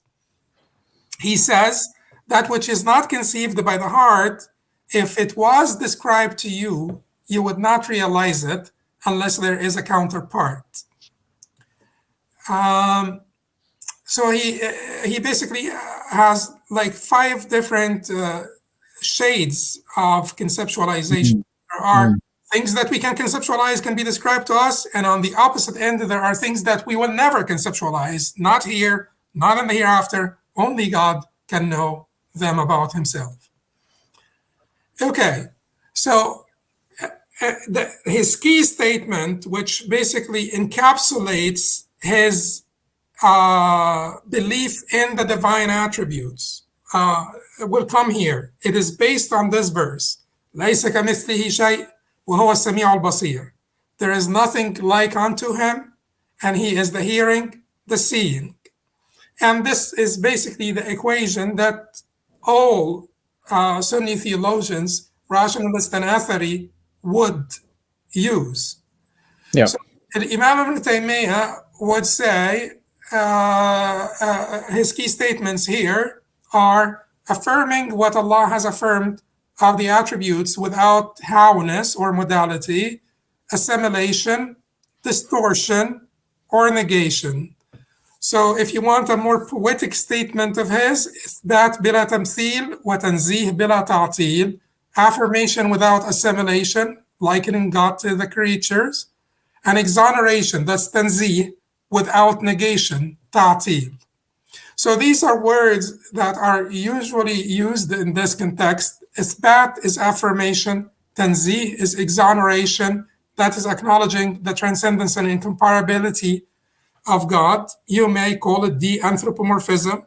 Tamthil is claiming sameness or similarity. Tashbih is likening God to the creatures. Tahrif would be distortion or alteration. Ta'til would be negation or stripping God of his attributes. So Once again, the key statement is affirmation without assimilation and exoneration without negation. So Imam Taymiyyah is saying, no, the Salaf we're not consigning the meaning or delegating the meaning. They understood the meaning. They delegated the howness, the ontological reality, the quintessential nature of the attributes to God. Now, the issue here is, why did they misunderstand the Salaf? Or is it possible that great Imams would have a disagreement over something quite obvious like this? And there are so many reports from the Salaf, how could they disagree? So someone like Imam ibn Qudama, for instance, who died in 620 after Hijrah, who was a Hanbali scholar. And many people think that Imam ibn Qudama makes tafweed, that is delegation or consigning the meaning to God. The fact that people disagree over one person, whether the person is delegating the meanings to God or not, shows you the difficulty of this discussion. So Imam ibn Qudama, in my belief, was not consigning the meaning to God. Yes, he used words that may infer that. But the issue here is, like Imam ibn Taymiyyah, he himself, some of his statements may be misunderstood. The point that they tried to say is that our affirmation does not mean that we know the kun, or the haqiqa, the actual ontological reality, or the quintessential nature of these attributes, or the howness of these attributes. We do not. We acknowledge that we do not. We affirm them as they have come to us. So we affirm the meaning. There is something that we will capture from the meaning. It is not only affirming the wording, because Imam ibn Qudama can sometimes say that we're affirming the wording. But in many other places, when he talks about the speech of God, when he basically reports from Ibn Abd al-Barr, statements from Ibn Abd al-Barr about these attributes being haqiqa, not majaz, so true, not metaphoric. When he defends his cousin al-Hafiz Abd al-Ghani, when he defends Abu Ismail al-Harawi, who was a very scripturalist, extremely scripturalist scholar and a great Sufi. And when he talks, sometimes Imam ibn Qudama talks about our affirmation of things that are for certain known to us, or at least their meanings are known to us, like God's knowledge, like God's life. He would basically use the same terminology he would use for God's hand and God's mercy, etc. He would use them for God's life and God's knowledge. Is he delegating the meaning of life and knowledge? Do we not understand anything from the words ilm and haya of God, the knowledge and the life of God? It is impossible, because he would be more negationist than the Mu'tazila. Keep in mind that the Mu'tazila did not negate that God hears. We will come to this discussion later. They did not negate that God sees. Of course not. They would be crazy. The Mu'tazila were not crazy. The Mu'tazila were negating that God hears with a quality that's called hearing, that's distinct from the ipseity or the that of God. And we will discuss this, and we will discuss why they said this. So it is impossible that Imam ibn Qudama was more negationist than the Mu'tazila. But rather, some of the statements they said, they said them in all honesty, to say that we are unable to comprehend the howness of God or the quintessential nature of God, but also there is pressure from the people who are accusing them of assimilation, accusing them of corporealism, and of all these things. So they wanted to push back against those accusations. So the language they use can sometimes confuse us and can sometimes cause us to disagree over the intent of what they use. But even, you know, the people who are sort of the rationalist theology group, and certainly there are different people. There are people that are completely non-hostile, completely sensible and decent. But there are those people who basically want to divide and conquer and want to isolate Imam ibn Taymiyyah so that they assassinate him and then figure out what they will do with anyone else.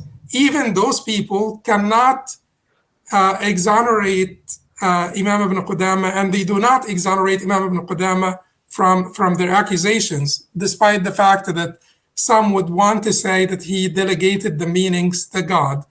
You know, his entire legacy is not consistent with that. So if you look at this statement from him, if we say that Allah the Exalted has a hand and hearing and sight, then this is only an affirmation of attributes that Allah the Exalted has affirmed for himself. We do not say that the meaning of hand is power, nor the meaning of hearing and sight is knowledge. We do not say that they are limbs, nor do we liken them to hands, hearing, and sight, which are limbs and tools of action. We say that their affirmation is only based on the textual evidence, and it is necessary to negate any resemblance to them, as Allah the Exalted says, there is nothing like unto him, and he is the all-hearing and all-seeing.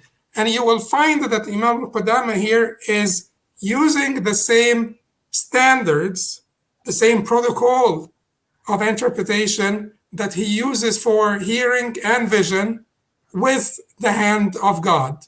And he's certainly reporting this from Imam al-Khatib approvingly. So that is the gray area. They wanted to say that we are delegating this, and that. So at the end of the day, some people will say, so what is it that you're affirming?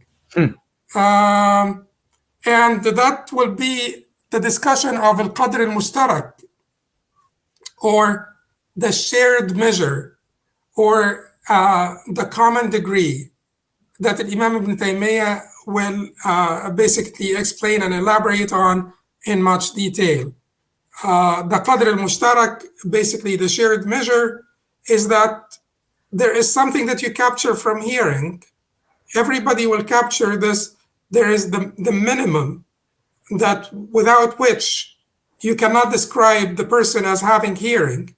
Recognition of sounds is the Qadr al-Mushtarak when it comes to hearing. It's easy for hearing.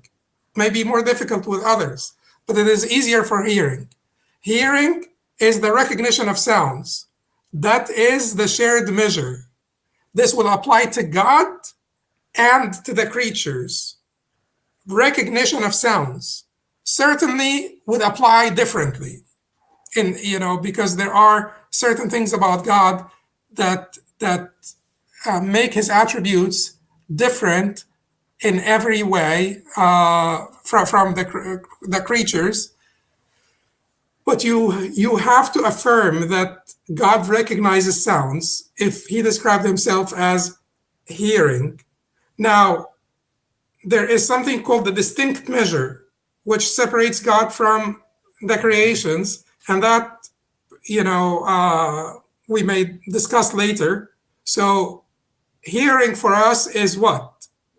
Sound waves traveling through your ear canal, making your drum vibrate. The ossicles transmit the vibrations into the inner ear and onto the brain to basically interpret those vibrations. Does that apply to God? Absolutely not. Mm-hmm. But the shared measure that would apply to both God and creation is recognition of sounds. And it will apply also differently, but the difference will not be in the essence of that definition, but you add divine attributes of perfection, of absoluteness, of eternity, of indestructibility to God, and then every attribute will be colored by those realities, by those divine realities.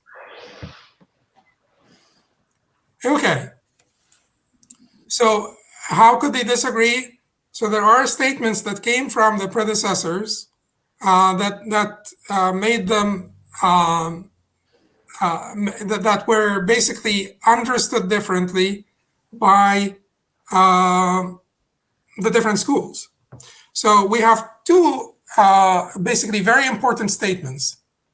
One of them comes from Imam Malik. It does come from others, but it famously is reported from Imam Malik, which is الاستواء غير مجهول والكيف غير معقول.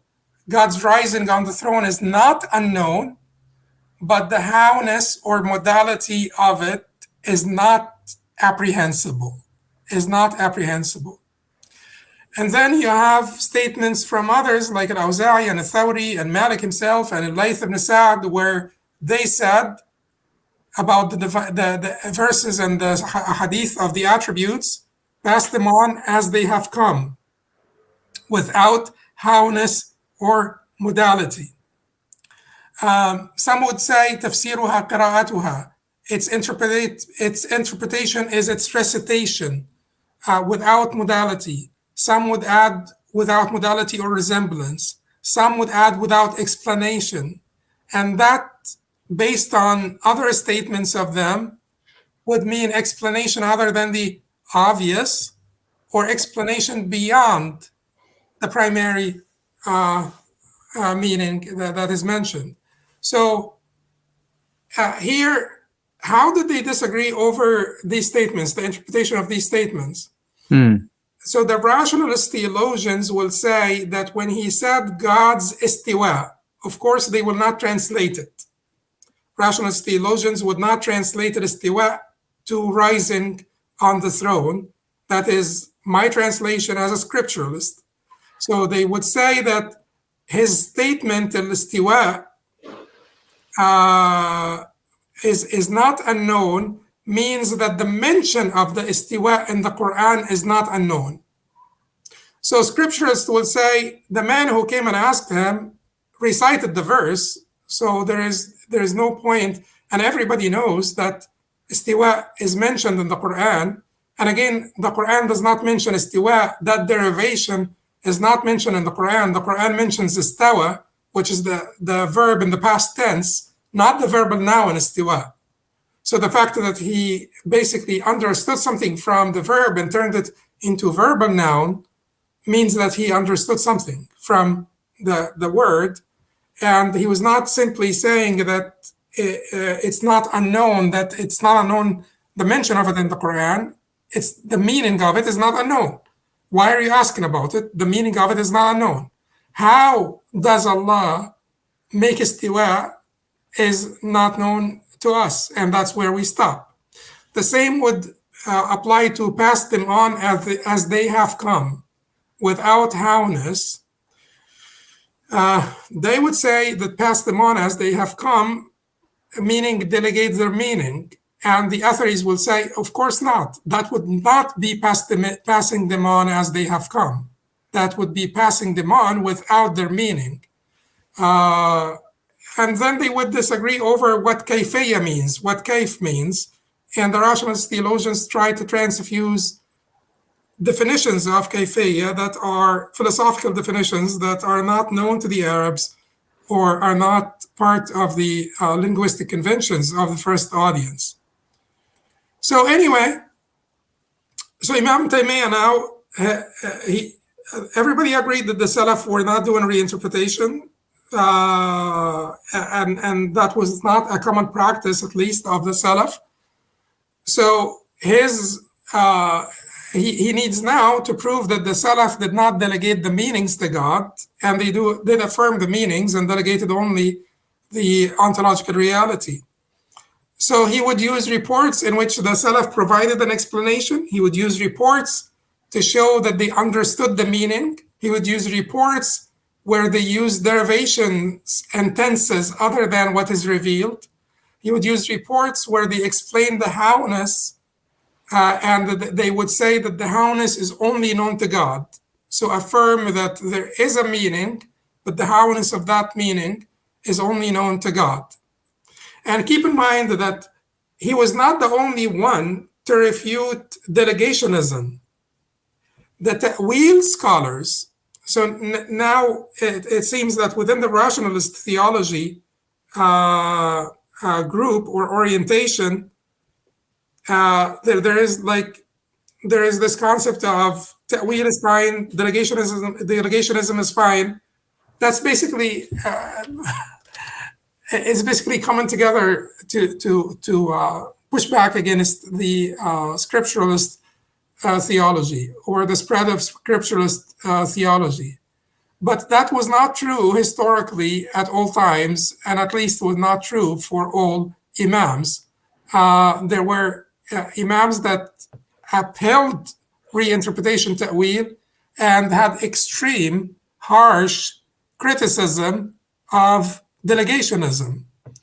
Because delegationism amounts to saying that the Qur'an is not clear, that we were not meant to comprehend it.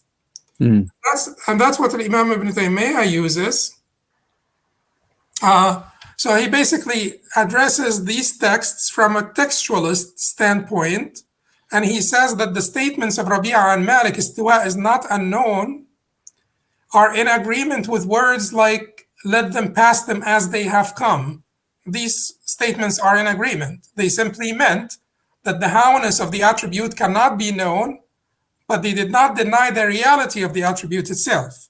He says if the scholars had only believed in the wording without understanding the meaning in a way that is appropriate to Allah, they would not say the istiwa is not unknown and the howness cannot be comprehended. In that case, istiwa would be unknown, like disjointed letters. Disjointed letters. And certainly God would not use disjointed letters in the middle of his speech. And he basically separates between the disjointed letters at the beginning of the surahs, because those are letters, not words. And you are not basically asked to understand the letters. There is a wisdom in their mention at the beginning of the surahs. According to the stronger position, there is a known wisdom for their mention at the beginning of the surahs. But God would not intersperse his speech with disjointed letters. Furthermore, he says, there would be no need to deny comprehension of the howness of the attribute if they did not understand any meaning from the word. So if you say that al-istiwa, if you mean that istiwa is not known, you do not need to say the howness of the istiwa is not apprehensible. The howness of what? If you're denying the very meaning, why are you needing to deny the howness or the kayfiyya or the modality or the ontological reality? Then he says, in addition, they're saying, let them pass them as they have come implies acceptance of the apparent meaning. If their signification is needed, then they should have said, let these words pass whilst believing that what they indicate is not intended. In that case, it would not be allowed to pass as they have come. They are passing with cautionary remarks, warnings, and he believes that the Prophet would have been the keenest, basically, to give those warnings, and he didn't. Apparently, as Imam Taftazani said, the Qur'an and Sunnah are completely devoid of any negation of the meanings of these attributes. So this is a textualist response. His rational response would be, and certainly this rational response comes in a different book, Dar' Ta'arud al-Aql wa al-Naql, or Averting a Conflict Between Reason and Revelation.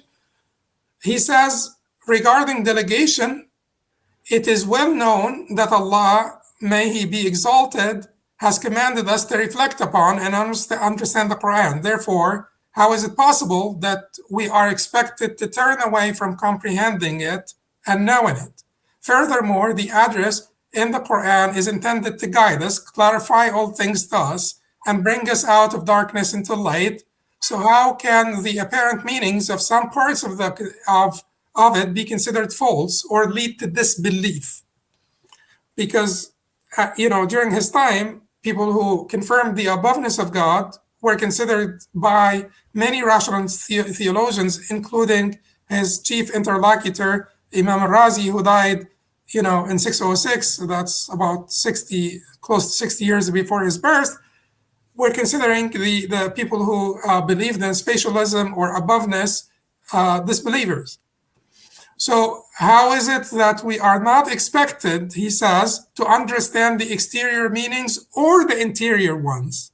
So here he is saying the delegationists are refusing to reinterpret, but they are also refusing to affirm.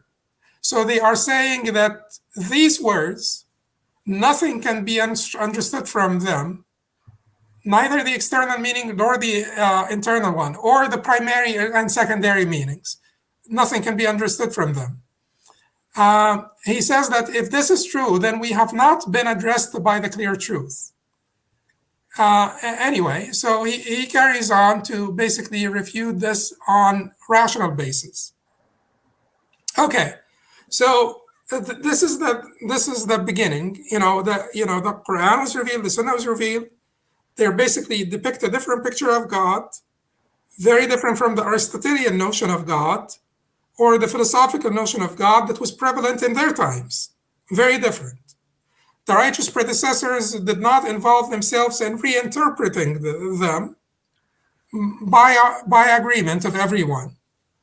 Now, what the Salaf did, whether they delegated the meaning or delegated the ontological reality to God, is a point of contention between scripturalist theologians and rationalist theologians.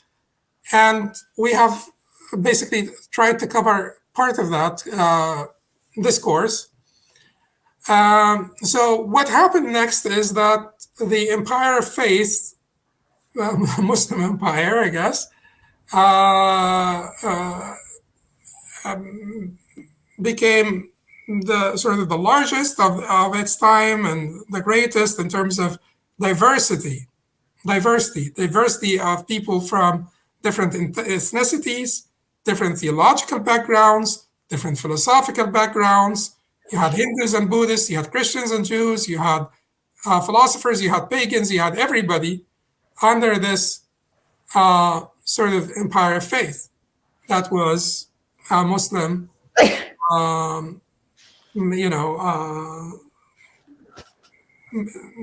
predominantly.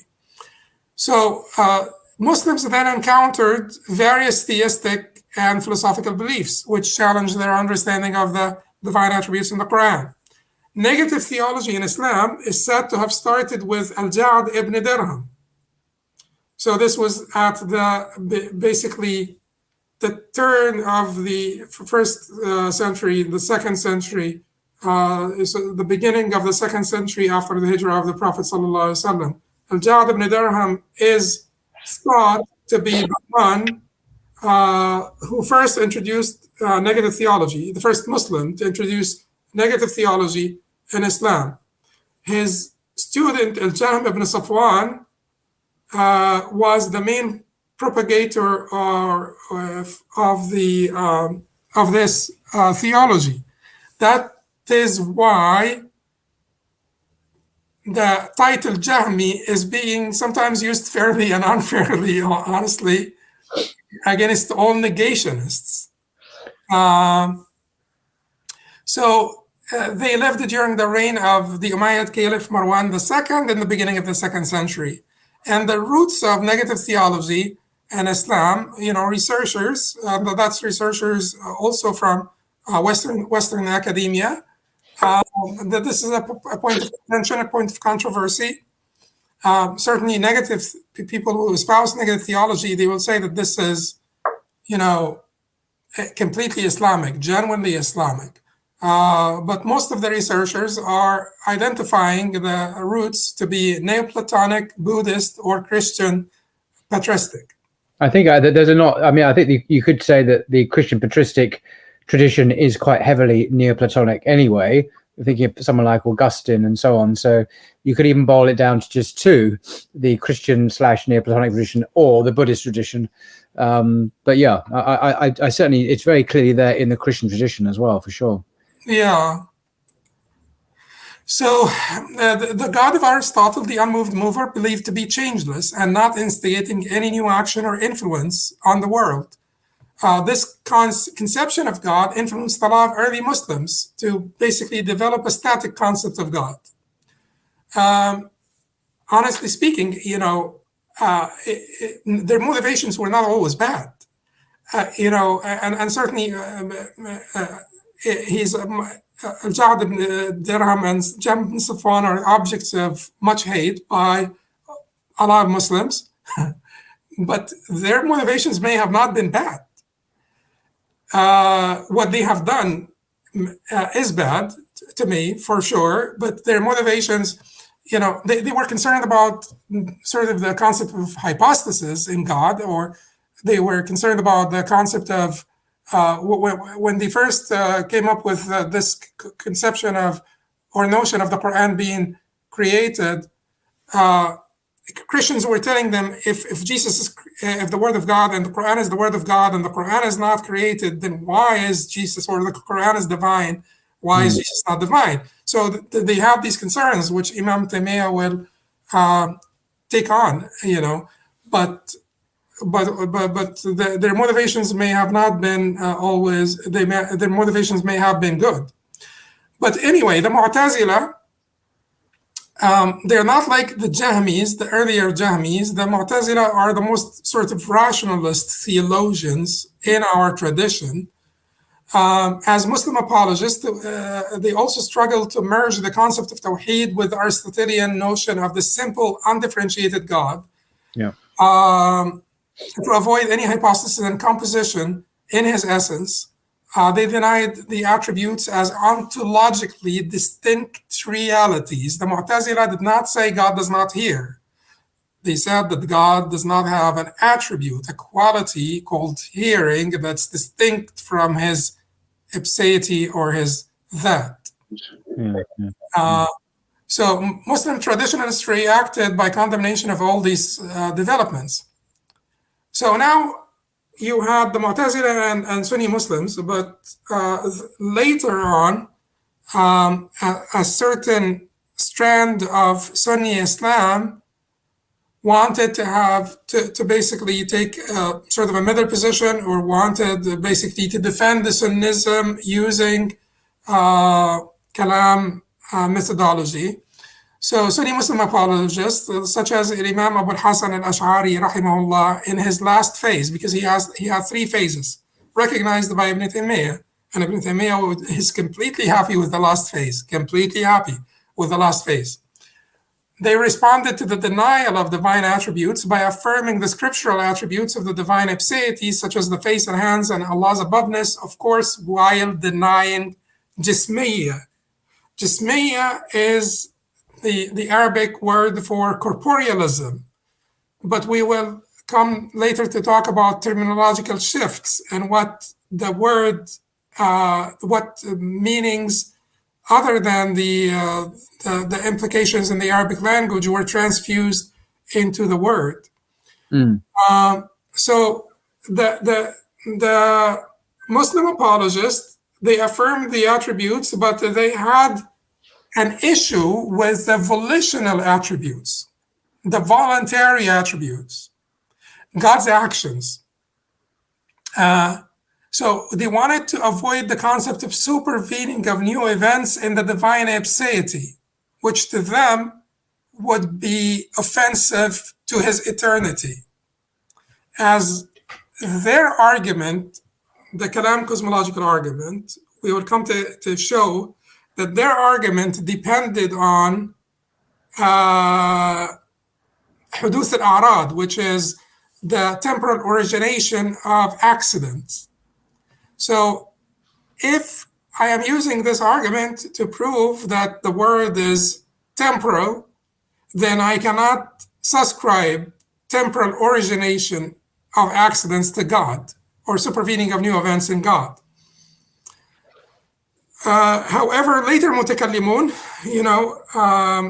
so the earlier mutakallimun, they only had an issue with the voluntary volitional attributes. Later mutakallimun diverged from the earlier rationalist theologians and denied many other attributes.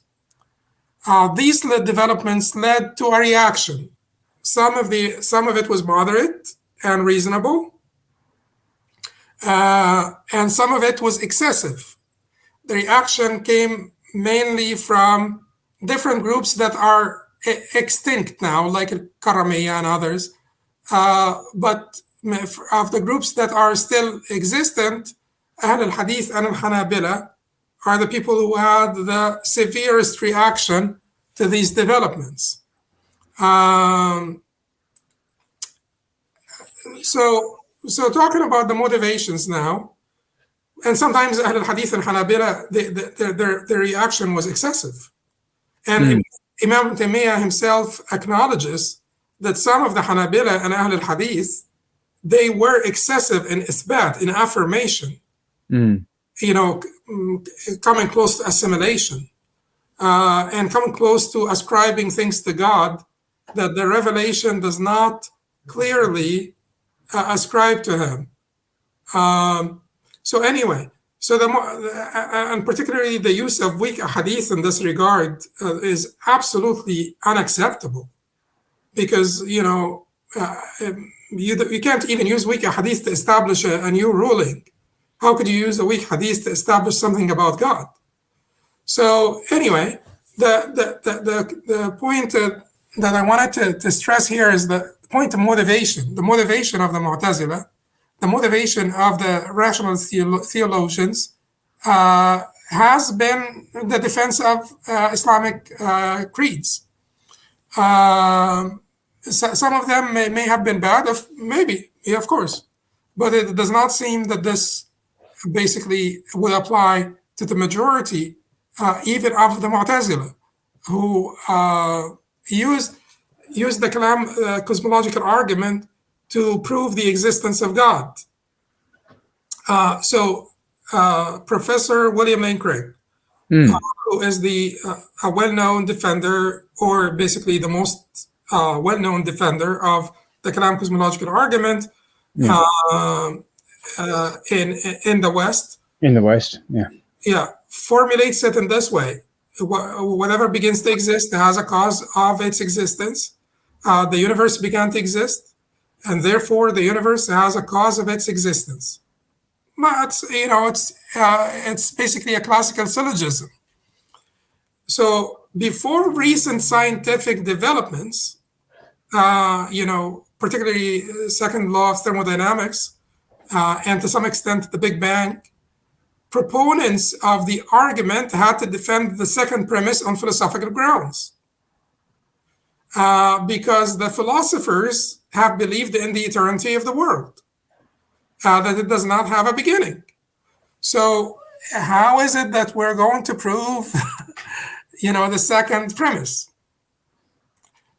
They come up with so many different arguments for the second premise.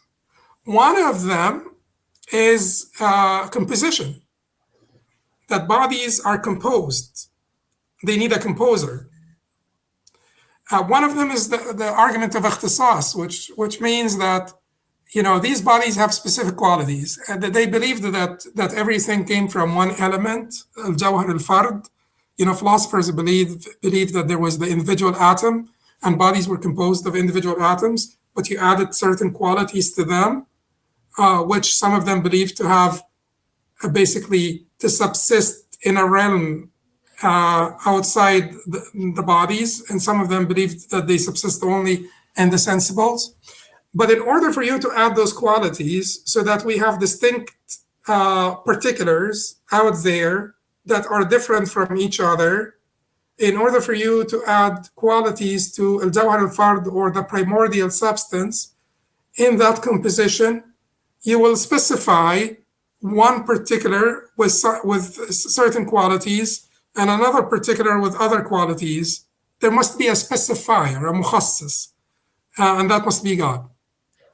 But the main argument, keep in mind that these are weaker arguments in the rational theology tradition.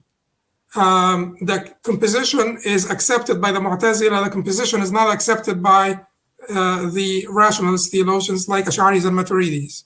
But the main argument that is accepted by all is the origination of accidents. Origination of accidents. So, and they don't talk about all accidents because, sometimes there are accidents that will be difficult to use here. But let's talk about motion and stillness. One thing is either, and certainly in the same respect, is either motionless or still. So the movement and stillness alternate.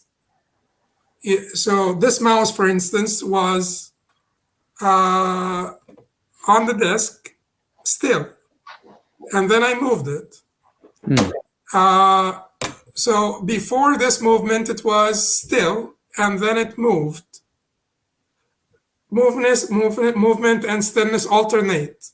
And if they alternate, then at one point, they become non-existent. It's either moving or still. So movement now is non-existent in this particular object. And because it is non-existent, it can't be eternal, because eternity and non-existence are contradictions. So it can't be eternal. And since this object can only, so movement and stillness, they cannot be eternal. Neither one of them can be eternal. And since this object can either be moving or still, this object cannot be eternal. This mountain cannot be eternal.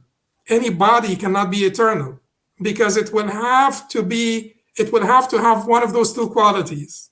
And if both qualities had a beginning, the object had a beginning. So that helps us prove the origination of bodies.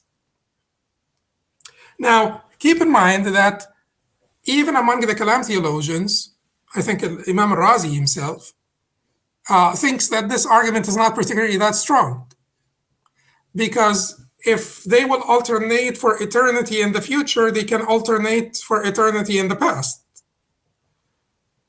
But most of the Kalam theologians will not consider this argument to be very strong. But do we need this particular argument to prove the second premise? There are better arguments, and that is what Imam Taymiyyah points to. There are better arguments. For instance, in Imam al-Ghazali's argument that temporal causes, that temporal phenomena in our experience are caused by temporal phenomena. And infinite regression is impossible, because infinite regression means that there would not be any existence at any time. Because if we keep going back to start the cycle, or to start the whole series, we have to go back infinitely, so there would not be any existence at any time. So temporal causes are caused by temporal causes. There has to be a first uncaused cause. Otherwise, we fall into an infinite regression, and infinite regression precludes, any existence at any time. That's a stronger argument than the origination of accidents. Imam al-Ghazali also pointed some absurdities in the concept of actual infinities. So he said, for instance, that if the world is eternal and you had two planets rotating at different rates, I can't coordinate this to show anyway, but one of them is slower than the other. So they would have completed, one of them would have completed, if one of them is rotating at half the speed of the other, one of them would have completed double the number of rotations than the other, but both would have rotated an infinite number of rotations, and that's absurd. And certainly it would be absurd in not necessarily, because some people proved that it would be even absurd according to the B theory of time, which claims that all times exist tenselessly at the same point. That the dimension of time is all there and existent, and all times are present existently. It's counterintuitive, so we're not going to discuss this. But even in the B theory of time, some people can prove that this is still absurd. So the reason why we're spending time here is that this Kalam cosmological argument was considered to be the strongest rational argument on the existence of God by the rationalist theologians. Therefore, anything that comes in the way of the Kalam cosmological argument and the arguments that are needed to prove the second premise in the Kalam cosmological argument, we have to do away with anything that comes in its way. Because it would be counter to sort of logical certainties. So now, it created a lot of disputes. The Kalam cosmological argument created a lot of disputes within the tradition. So even before Imam Taymiyyah, we have statements like Imam Abu Hanifa, for instance, and this was reported in al-Hujjah fi Bayan al-Mahajjah from Imam Abu Hanifa. Nuh al-Jama said to him, Imam Abu Hanifa radiallahu anhu, he asked him about the opinions people innovated regarding kalam, accidents, and bodies. That's the Kalam cosmological argument. He replied, these are the views of the philosophers. You should hold fast to the verses of the Qur'an and the ways of the predecessors, and beware of every innovation, for it is bid'ah.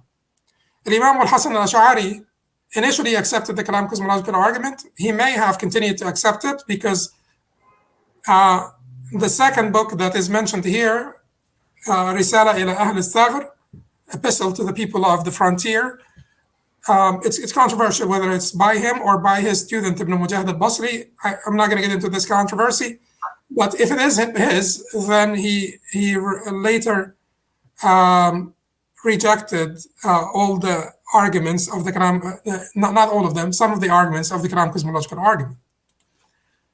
Okay, so what is Imam Taymiyyah saying now on the proof of the origination of bodies? Because this is extremely important, but at the same time, this meant many things. It meant that God cannot be composed, which meant to the Mu'tazila that he can't have any qualities. He has to be basit, undifferentiated, simple, as Aristotle said. He cannot have any qualities aside from his ipseity. Because anything that is composed will need a composer.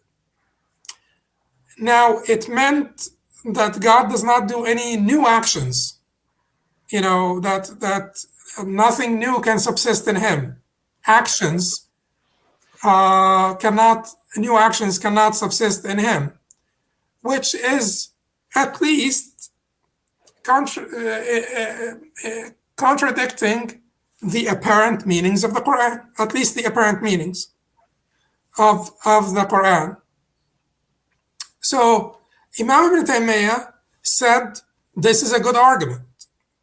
This is a good argument. Kalam cosmological argument is a good argument. That, the major, minor premises and conclusion, this syllogism is a good argument.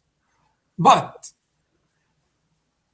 basically, to prove the second premise through this origination of accidents and origination of bodies is futile, and it's like reaching your ear like this. So it's futile. The simple cosmological argument of the Qur'an is superior. The Qur'an gives us both arguments, the cosmological argument and the contingency argument, in a simple way. أم خلقوا من غير شيء أم هم الخالقون أم خلقوا السماوات والأرض بل لا يوقنون أم عندهم خزائن ربك أم هم المسيطرون. So, or were they created by nothing? Or were they the creators of themselves? And then the contingency argument, the Samadiyya of God, self-sufficient. When they asked the Prophet ﷺ to describe his God, he said, Allah revealed, say Allah is one and unique. Ahad, Allahu Samad, self-sufficient. That is the contingency argument. Lam yalid wa lam yulad, he does not beget nor is he begotten. It's not only limited to, it's not only answering Christians, it's answering anyone who says, who speaks of the infinite regression of causes. He does not have roots or branches. And no one is like unto him. So the Qur'an is pointing to the origination of things in our own empirical experience. And that is what Imam Taymiyyah wants to say. This movement of my hand is enough for him to prove the existence of God. Because this movement of my hand is new. And it is caused by a temporal cause. But the temporal causes cannot go infinitely backward, because that would mean non-existence of anything. Infinite regress, yeah. Yes, infinite regress. And then we have the contingency argument, which he also approves of. But the contingency argument was used by the philosophers to prove the necessary being only. But the philosophers, were not concerned about the creation, because for the philosophers, and when we say the philosophers, we're talking about Ibn Sina particularly. That's what they mean when they, the philosophers of Islam, Ibn Sina and Farabi and Ibn Rushd and so on. But they were mainly focusing on Ibn Sina, whether it is Imam Ghazali or Imam Taymiyyah or everybody. So when they talk about the philosopher, because really in terms of his impact on this discourse, he had the greatest impact. But there were Muslim philosophers before him, and there are Muslim philosophers after him, but Ibn Sina was a watershed figure in this regard. So the philosophers are not concerned about the beginning of creation, because the creation did not have a beginning, but they are concerned about contingency. So that they believe that all of this is contingent. There has to be a necessary being for there to be any contingent existence. So he approves of this, and he says, but it falls short of proving what we ought to prove, that God created the universe and God is deserving of worship. So Imam Taymiyyah says that the external signs are countless. And then he talks about things that would be called now intelligent design, fine-tuning, all of that. He considers all of these as external signs, and he says that they are countless, because God is so great that the proofs on his existence must be also countless. People criticize him for focusing on Tawheed al-Uluhiyyah, God deserving of worship, and neglecting Tawheed al-Rububiyyah, God's lordship, neglecting to prove Tawheed al-Rububiyyah. They say, well, he condemns the people who are actually doing the work to prove God's existence, to talk to the philosophers, to respond to the atheists, to respond to the philosophers. But this is not true. Keep in mind that during his time, atheism was not that big. Most people, whether they are philosophers, whether they are, religionists, etc., believed in God. It was completely, extremely rare to come by a true atheist. And some people think you never come by a true atheist. But anyway, But he wrote this book that I'm showing the picture of the book here on the origination of the world. And he had many arguments for the origination of the world. But he says that the simple argument of the Qur'an that uses the observable origination of things in front of us is superior to the lengthy arguments of the Kalam cosmological argument, and that the corrupted fitra, the natural disposition, original disposition, inclination, intuition of humanity, if it is corrupted, no matter how complicated you make the argument or lengthy you make the argument, it is not going to work.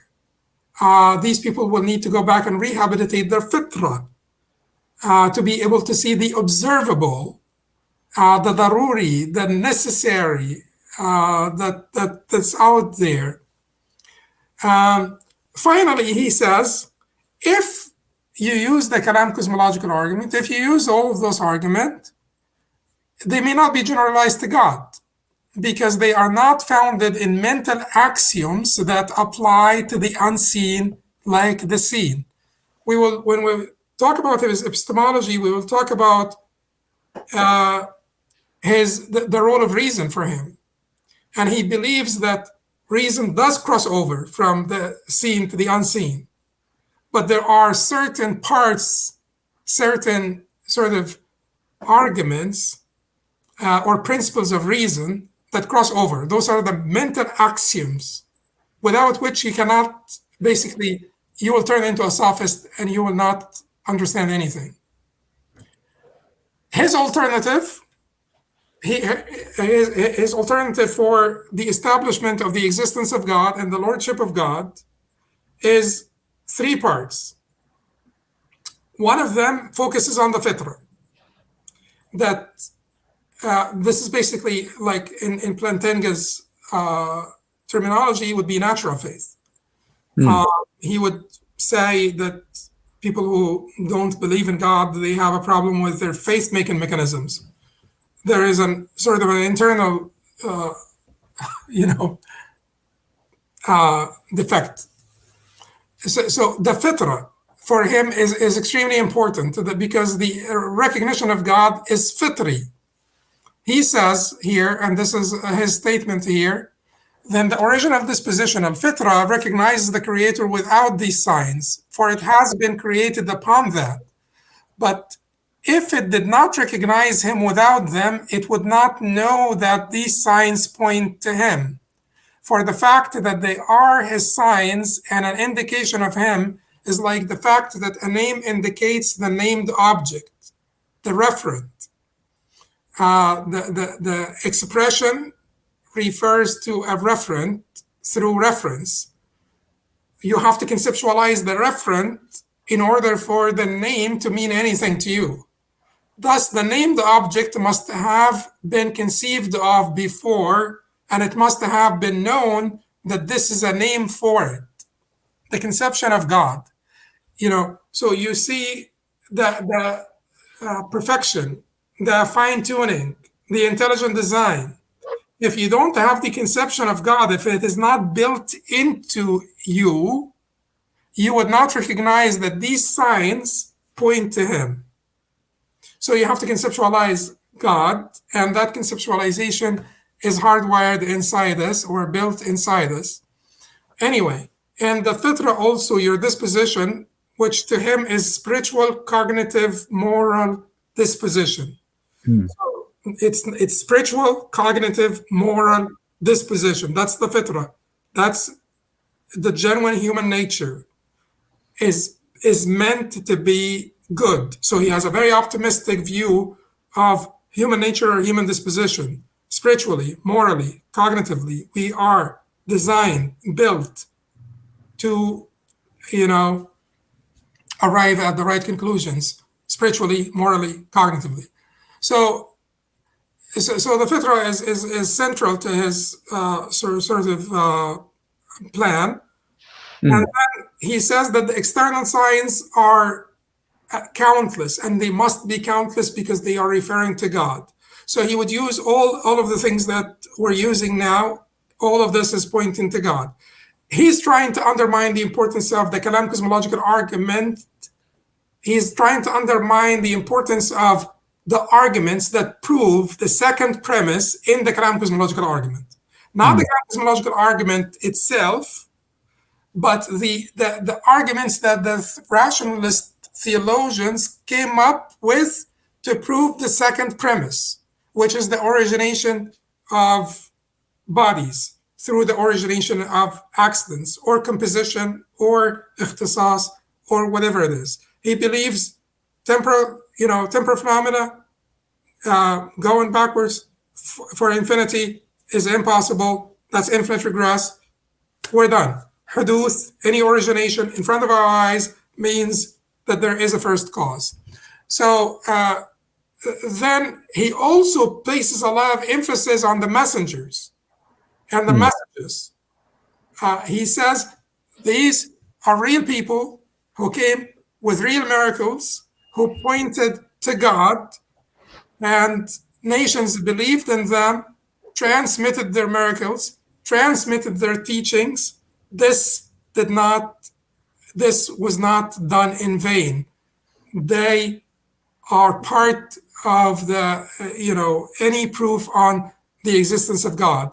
The messengership, prophethood is part of this. So this is his alternative plan, not to replace the Kalam cosmological argument, but to undermine the importance of certain arguments on the second premise, because he and many others believed that these arguments, when they applied them to God, they created a lot of disruption within our hermeneutical system that he believed must stay closed. It already accounted for reason enough and must stay closed. Okay, so the typology of the different positions regarding the divine attributes, if you go from the left to the right, the left would be the extreme negationists, the right would be the extreme affirmationists, far right and far left. So absolute negationists would be what we call Jahmiyyah, but more than Jahmiyyah, philosophers and esoteric interpreters, such as the Ismaili tradition, for instance. So the absolute negationists would say that God is not existent and not existent. Why are they saying not existent and not existent? Because they say that Jahmiyyah, who are negationists, are saying that he's not existent. Then you likened him to non-existence, and that is tashbih, assimilation. We will not like him to non-existence. So we will say he's not existent and not existent. So Imam Taymiyyah said, what you're doing is that you're likening God to mustahilat, impossible thing, the impossible. You're making God a contradiction.